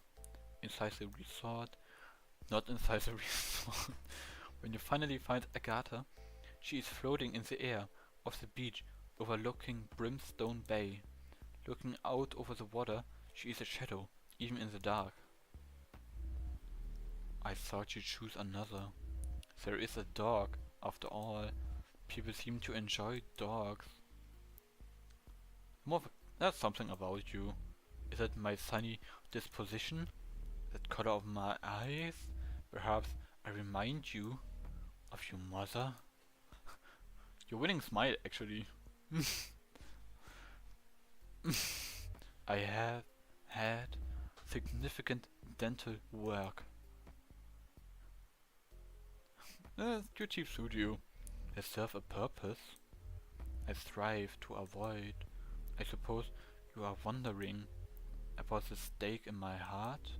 Perhaps you think if you earn my trust, you can be the one to finally remove it? I'd rather go bowling. I was going to ask. The stake is a burden, but it is a burden I choose. I can take it out whenever I want. Observe. Oh, it's out. It is not that I need the stake. It is simply a part of me, my current state. It's because of the steak. I was born with it. I am not whole without it. Did you hear that song? It's not a token of unfinished business. Quite the opposite. It is proof that the business is finished.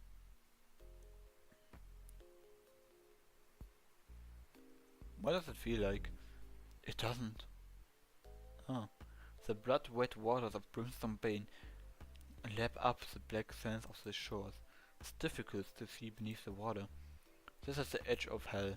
There could be anything below the surface. Let's go swimming. Okay.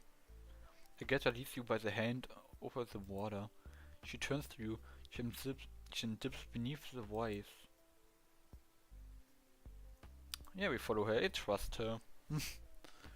As you move through the water, you feel the water moves through you. Beneath the surface, everything is thick and crimson. It's impossible to see more than a couple feet in front of you. You feel what you hope are fish brushing past, schools of them. At least you hope they're fish. Everything feels slower too, a little like when you're with Agatha. You can't see her. For all you know, she brushed past like the fish, until, through the murk, you see her. You're face to face with a vampire ghost, bathed in blood. So romantic. When you cannot breathe, lonely ghost. Do you ever truly stop swimming?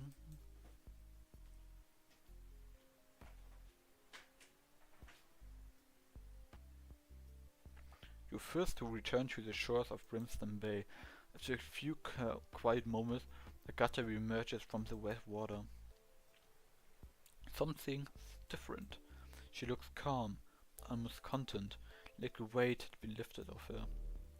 My steak. Oh God. I don't know what to do. I need my steak. It's noise. Horrible noise. Ugh. Frantic, Agatha disappears back into the Brimstone Bay. The steak in her heart must have fallen out when she was underwater. Of course. Shit. Of course I'm gonna help her. You decided to dive into the water to help Agatha look for her steak. But wait, before you leap in, what's that on the shore? By some hellish miracle, your steak was washed up on the beach. You pick it up. The steak has been with her for so long, but only seems to cause her pain. I'm gonna call out to her. Wenn sie es wirklich will, dann gebe ich es ihr auch wieder, auch wenn es irgendwie so aussieht, als ob es ihr nicht gut tut. There's no response. You dive into the bay. You try in vain to spot her beneath the crimson water. You see nothing. And your calls for Agatha are muffled by the water, as thick as blood. When you finally emerge once more from the bay, Agatha's steak is in your hand, and is suddenly so quiet, as if time is standing still. You wait there for a while longer. She doesn't come back. Okay. Vielleicht wollte sie es doch nicht haben, I guess. That's weird. Okay.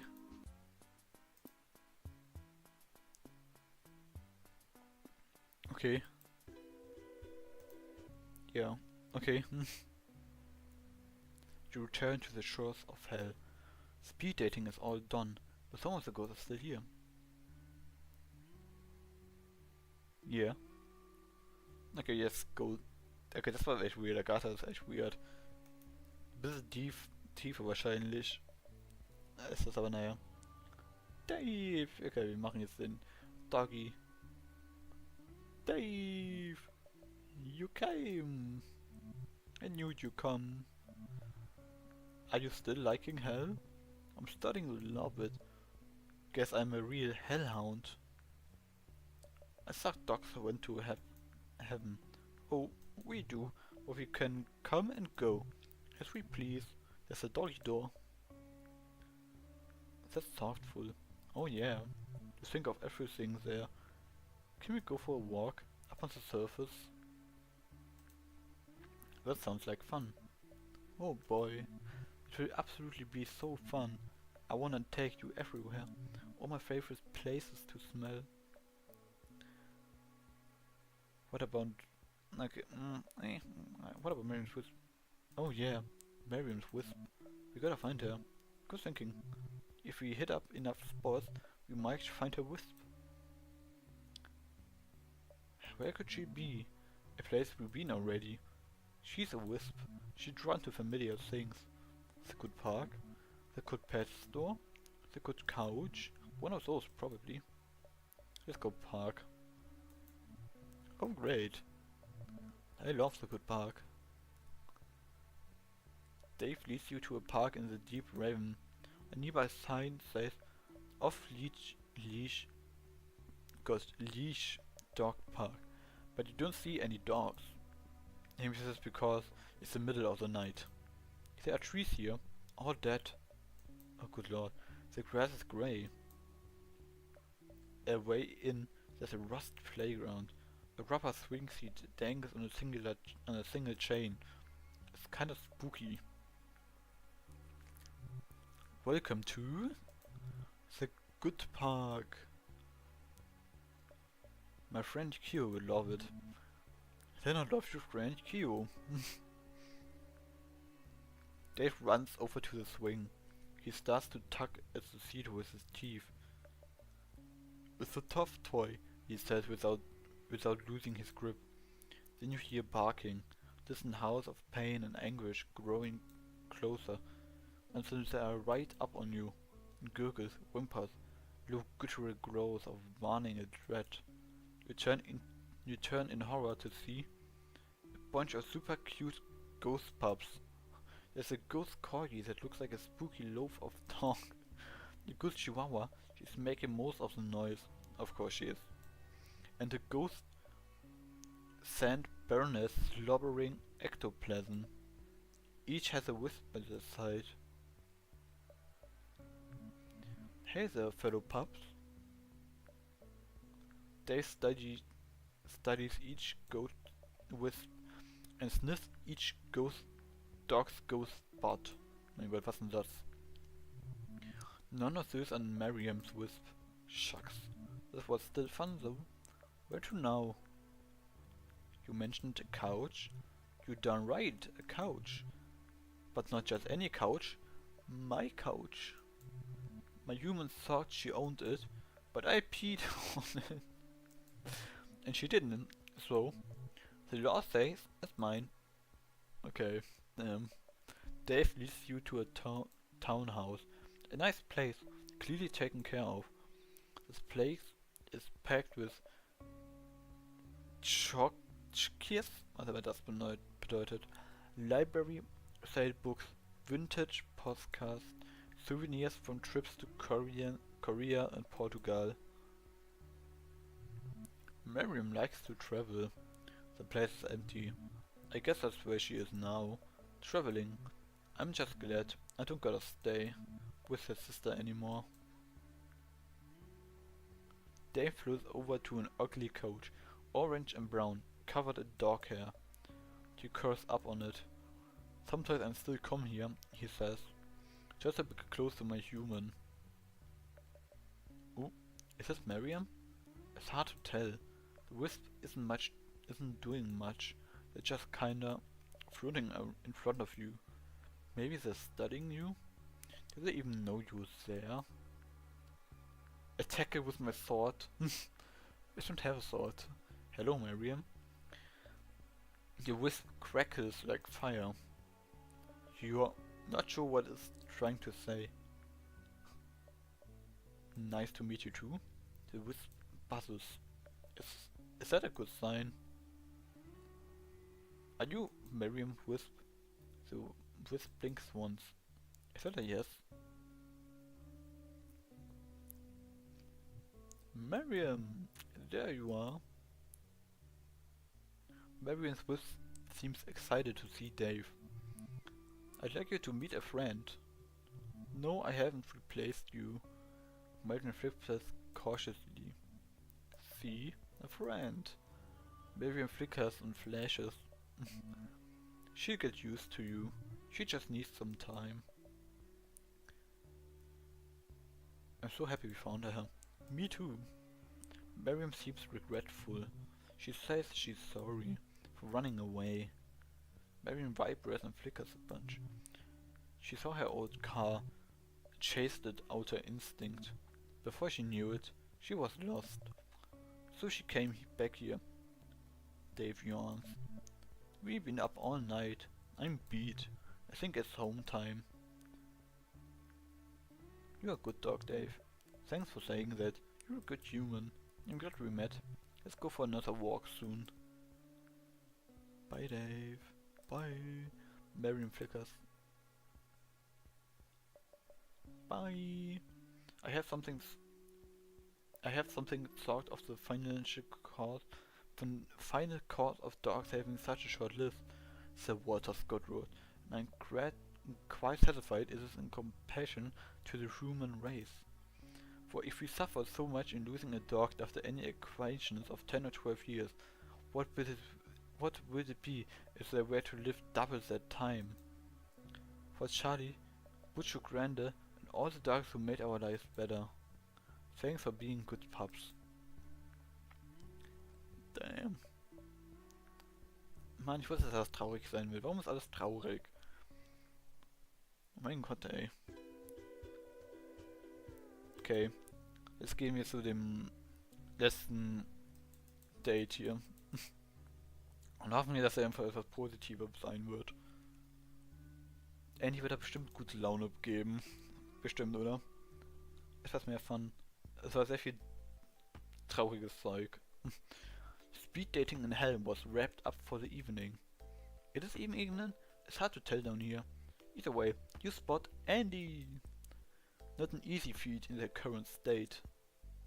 Are they still? Solutions. I think we stabilized. And good thing too. For a hot minute, it was touch and go. Huh. Ugh. Excuse me. Been coughing a bunch. You said a bit see-through. True facts. But am I less see-through? The answer is yes. Gotta stay optimistic. In the face of my aimlet. This persistent opacity. Happy spotting something? Telling me what? To lay off the partying? It's like saying I need to stop existing. Like, I kinda want to keep existing. Oh no, I keep getting all existential. Made it worse somehow. Like maybe the more I think, the less I matter. Sorry, I didn't mean no harm, no harm. Whiskey off the demon's back. I just want to get through this. Clearly adding stuff helps. Party garb particularly. Strengthens my vibe. Like if this lay is +2 party and the bikini is +1, maybe adding the right fashion will make me 100%? 100% Andy. Cough cough. Is it cold in here? Suddenly I want a shawl. Does anyone have a shawl? Put on your beads. Beads. Good call. I look so dope. How do I look?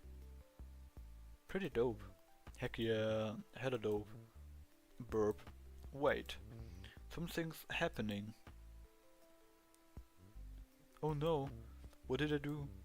Bruh. I think I'm gonna hurl. First, take something off. Okay, what do I take off?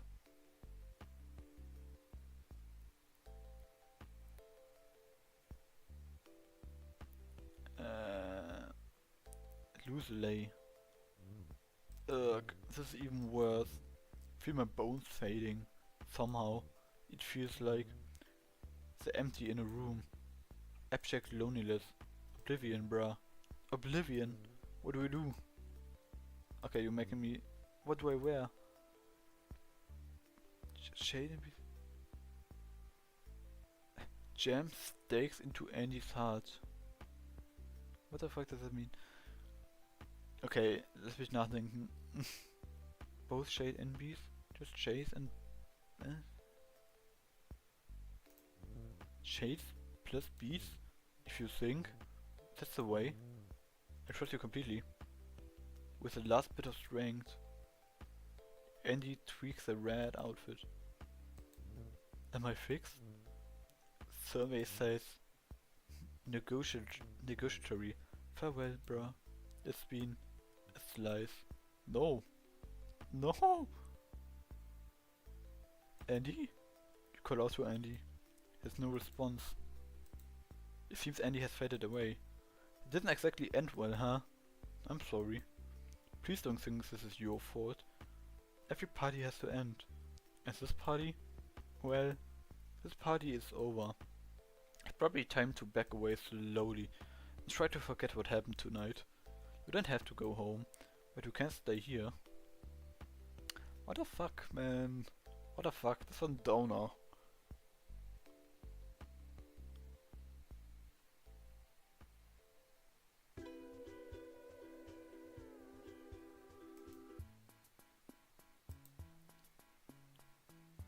Man, I didn't know that was such a downer, eh?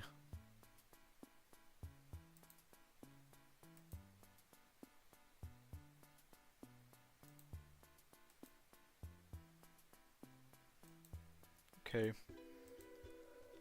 Okay, I think we're nearly done with this game. The speed dating is over, and we cleared some room. It's time to dance. Okay, ja, die meisten sind weg. The waterfront looks different now. Strings of yellow lights hang between posts in the sand. The tables have been cleared away. In their place, a wooden dance floor sat on the beach, as if ghosts needed a place to plant their feet. The place is packed with ghosts. Many are familiar faces. If the music plays, there's nothing left to do but... How will you dance with? Oh my god. Oh my god. Shit. What do we do? What do I do? Fuck. Shit. So much Auswahl. Okay, I kinda want to do Rayleigh. Gott, hier sind so viele gute Auswahlen. Sind das alle? 1, 2, 3, 1, 2, 3, 1, 2, 3. Jetzt sind alle tatsächlich. Jetzt komm mit Rayleigh. Der war mein erster Date ever. Also beenden wir es auch mit dem. As the band starts a new set, you look around the dance floor. There are plenty of familiar faces, but you don't see Rayleigh. Oh, macht er ein Lied? The next song is very dear to my heart. He's not sitting anywhere off the side either. Maybe he's not here. It reminds me, wait a minute, of a very special ghost. I know that voice. Someone I met at an event much like this. You look to the stage. Riley's at the mic. He's singing a song. I used to be a player. These muscles did the talking. But since I met you, Ghost, my defensive lines stopped blocking. Listen quietly.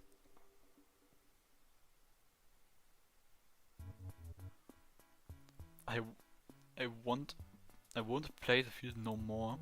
I've thrown my lost Hail Mary. And so we may be dead. With you it ain't so scary. Slowly back away. No, that's that. It knows the truth. You sacked my heart. You sacked my heart. You knocked it down of his hurt feet. You sacked my heart. You sacked my heart.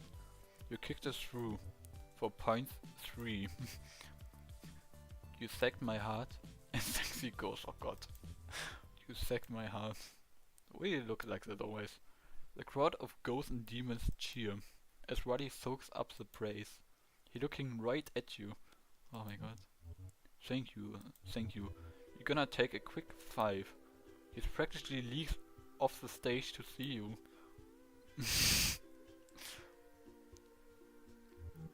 I'm so happy you're here.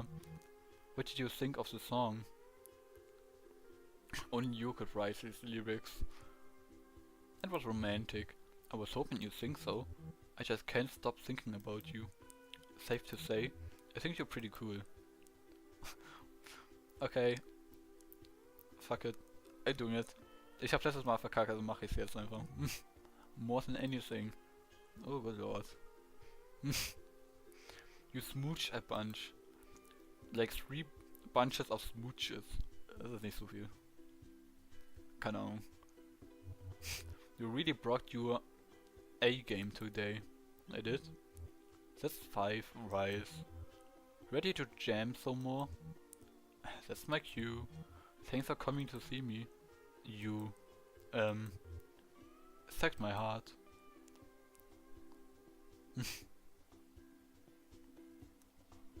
Truly the game of all time. I could dance with her even more, but I think I'm gonna leave it with here.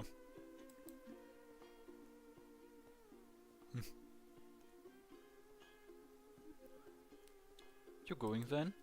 That's too bad. I was hoping maybe we could talk. I'm glad to see you, to be honest.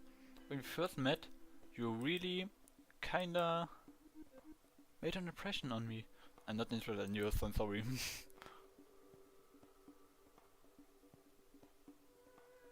Aw man, I feel bad when I say something I didn't think you liked me. I hope that... Are you kidding me? I can't even say no? I didn't think you liked me. Of course I liked you. Ghosts like you. Come along, maybe. Once in a lifetime. Sorry you thought otherwise. I'm shy as heck. I almost didn't come. I tend to be the kind of ghost who stays home. Binging on a good TV show. Maybe munching on a bad food. Like ramen with cut of hot dogs. Not that I have to eat anything. I just like how familiar it feels. I'm better than ramen. I'm glad you came out. Me too. I sure don't get it. What you see in me though? I'm kind of a bland friend. You're so smart, I guess. Smart is a relative thing. I know lots about quantifiable things, but I spend so much time reading books. I've never been very good at reading people. I guess that's why. I arrange speed dating to get to know people better, what makes them tick, and how I fit in. If I fit in. I'm still not sure I do.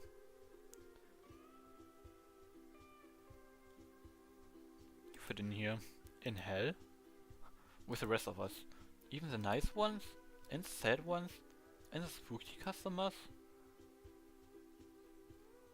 Especially the nice one. I guess, in the end, we all in this together. Fran walks out onto the dance floor. She smiles. Nice. Ooh.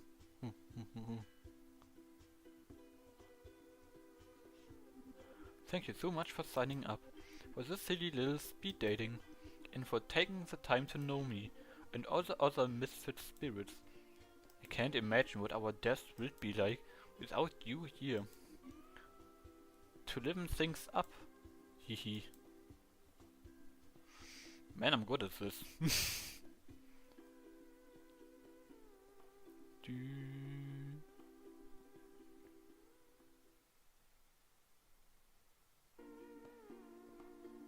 Well. Okay, we must look something up. Geil.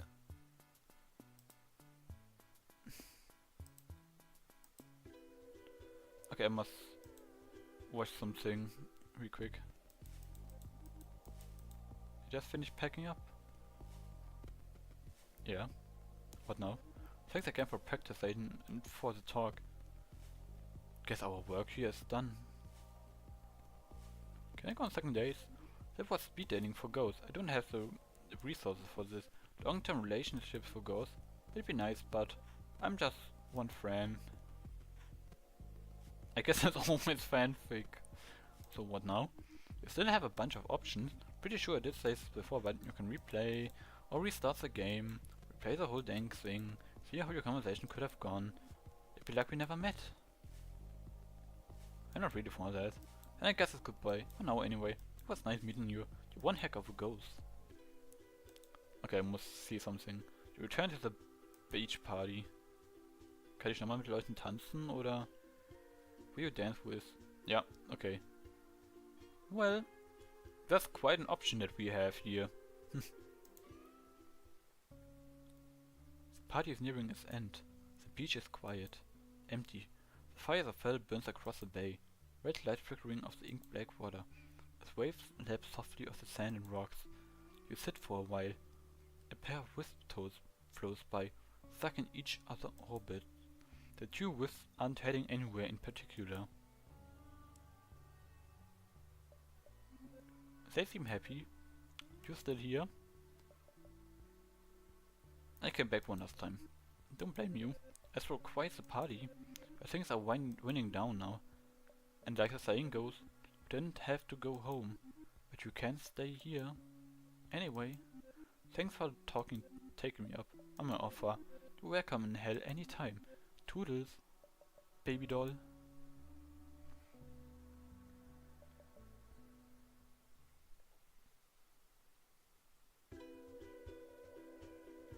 Okay. I guess that's all really there is to the game. Ich meine, ich kann jetzt eigentlich noch die ganzen Tanzen machen mit den anderen Charakteren, aber ich glaube, es ist besser, wenn ich einfach nur mit einem Charakter dafür bleibe, so als Essen finde ich für einen bestimmten Charakter, auch wenn es halt Speed Dating ist eigentlich nur. Aber naja, you know. Naja. Das war Speed Dating for Ghosts, ein kleines Game, das ich mir für einen Stream geholt habe. Das nächste Mal werde ich entweder Splatoon machen oder Cry of 4 weiter. Wahrscheinlich Cry of 4 weiter, aber da muss ich auch erstmal schauen, ob ich überhaupt diesen Typen besiegen kann im Schwermodus. Das wird tough. Ich hoffe, das wird gehen. Wenn nicht, dann habe ich ein Problem. Dann muss ich überlegen, was ich da mache. Irgendwas umplanen. Naja. Das war's dann erstmal mit dem Stream.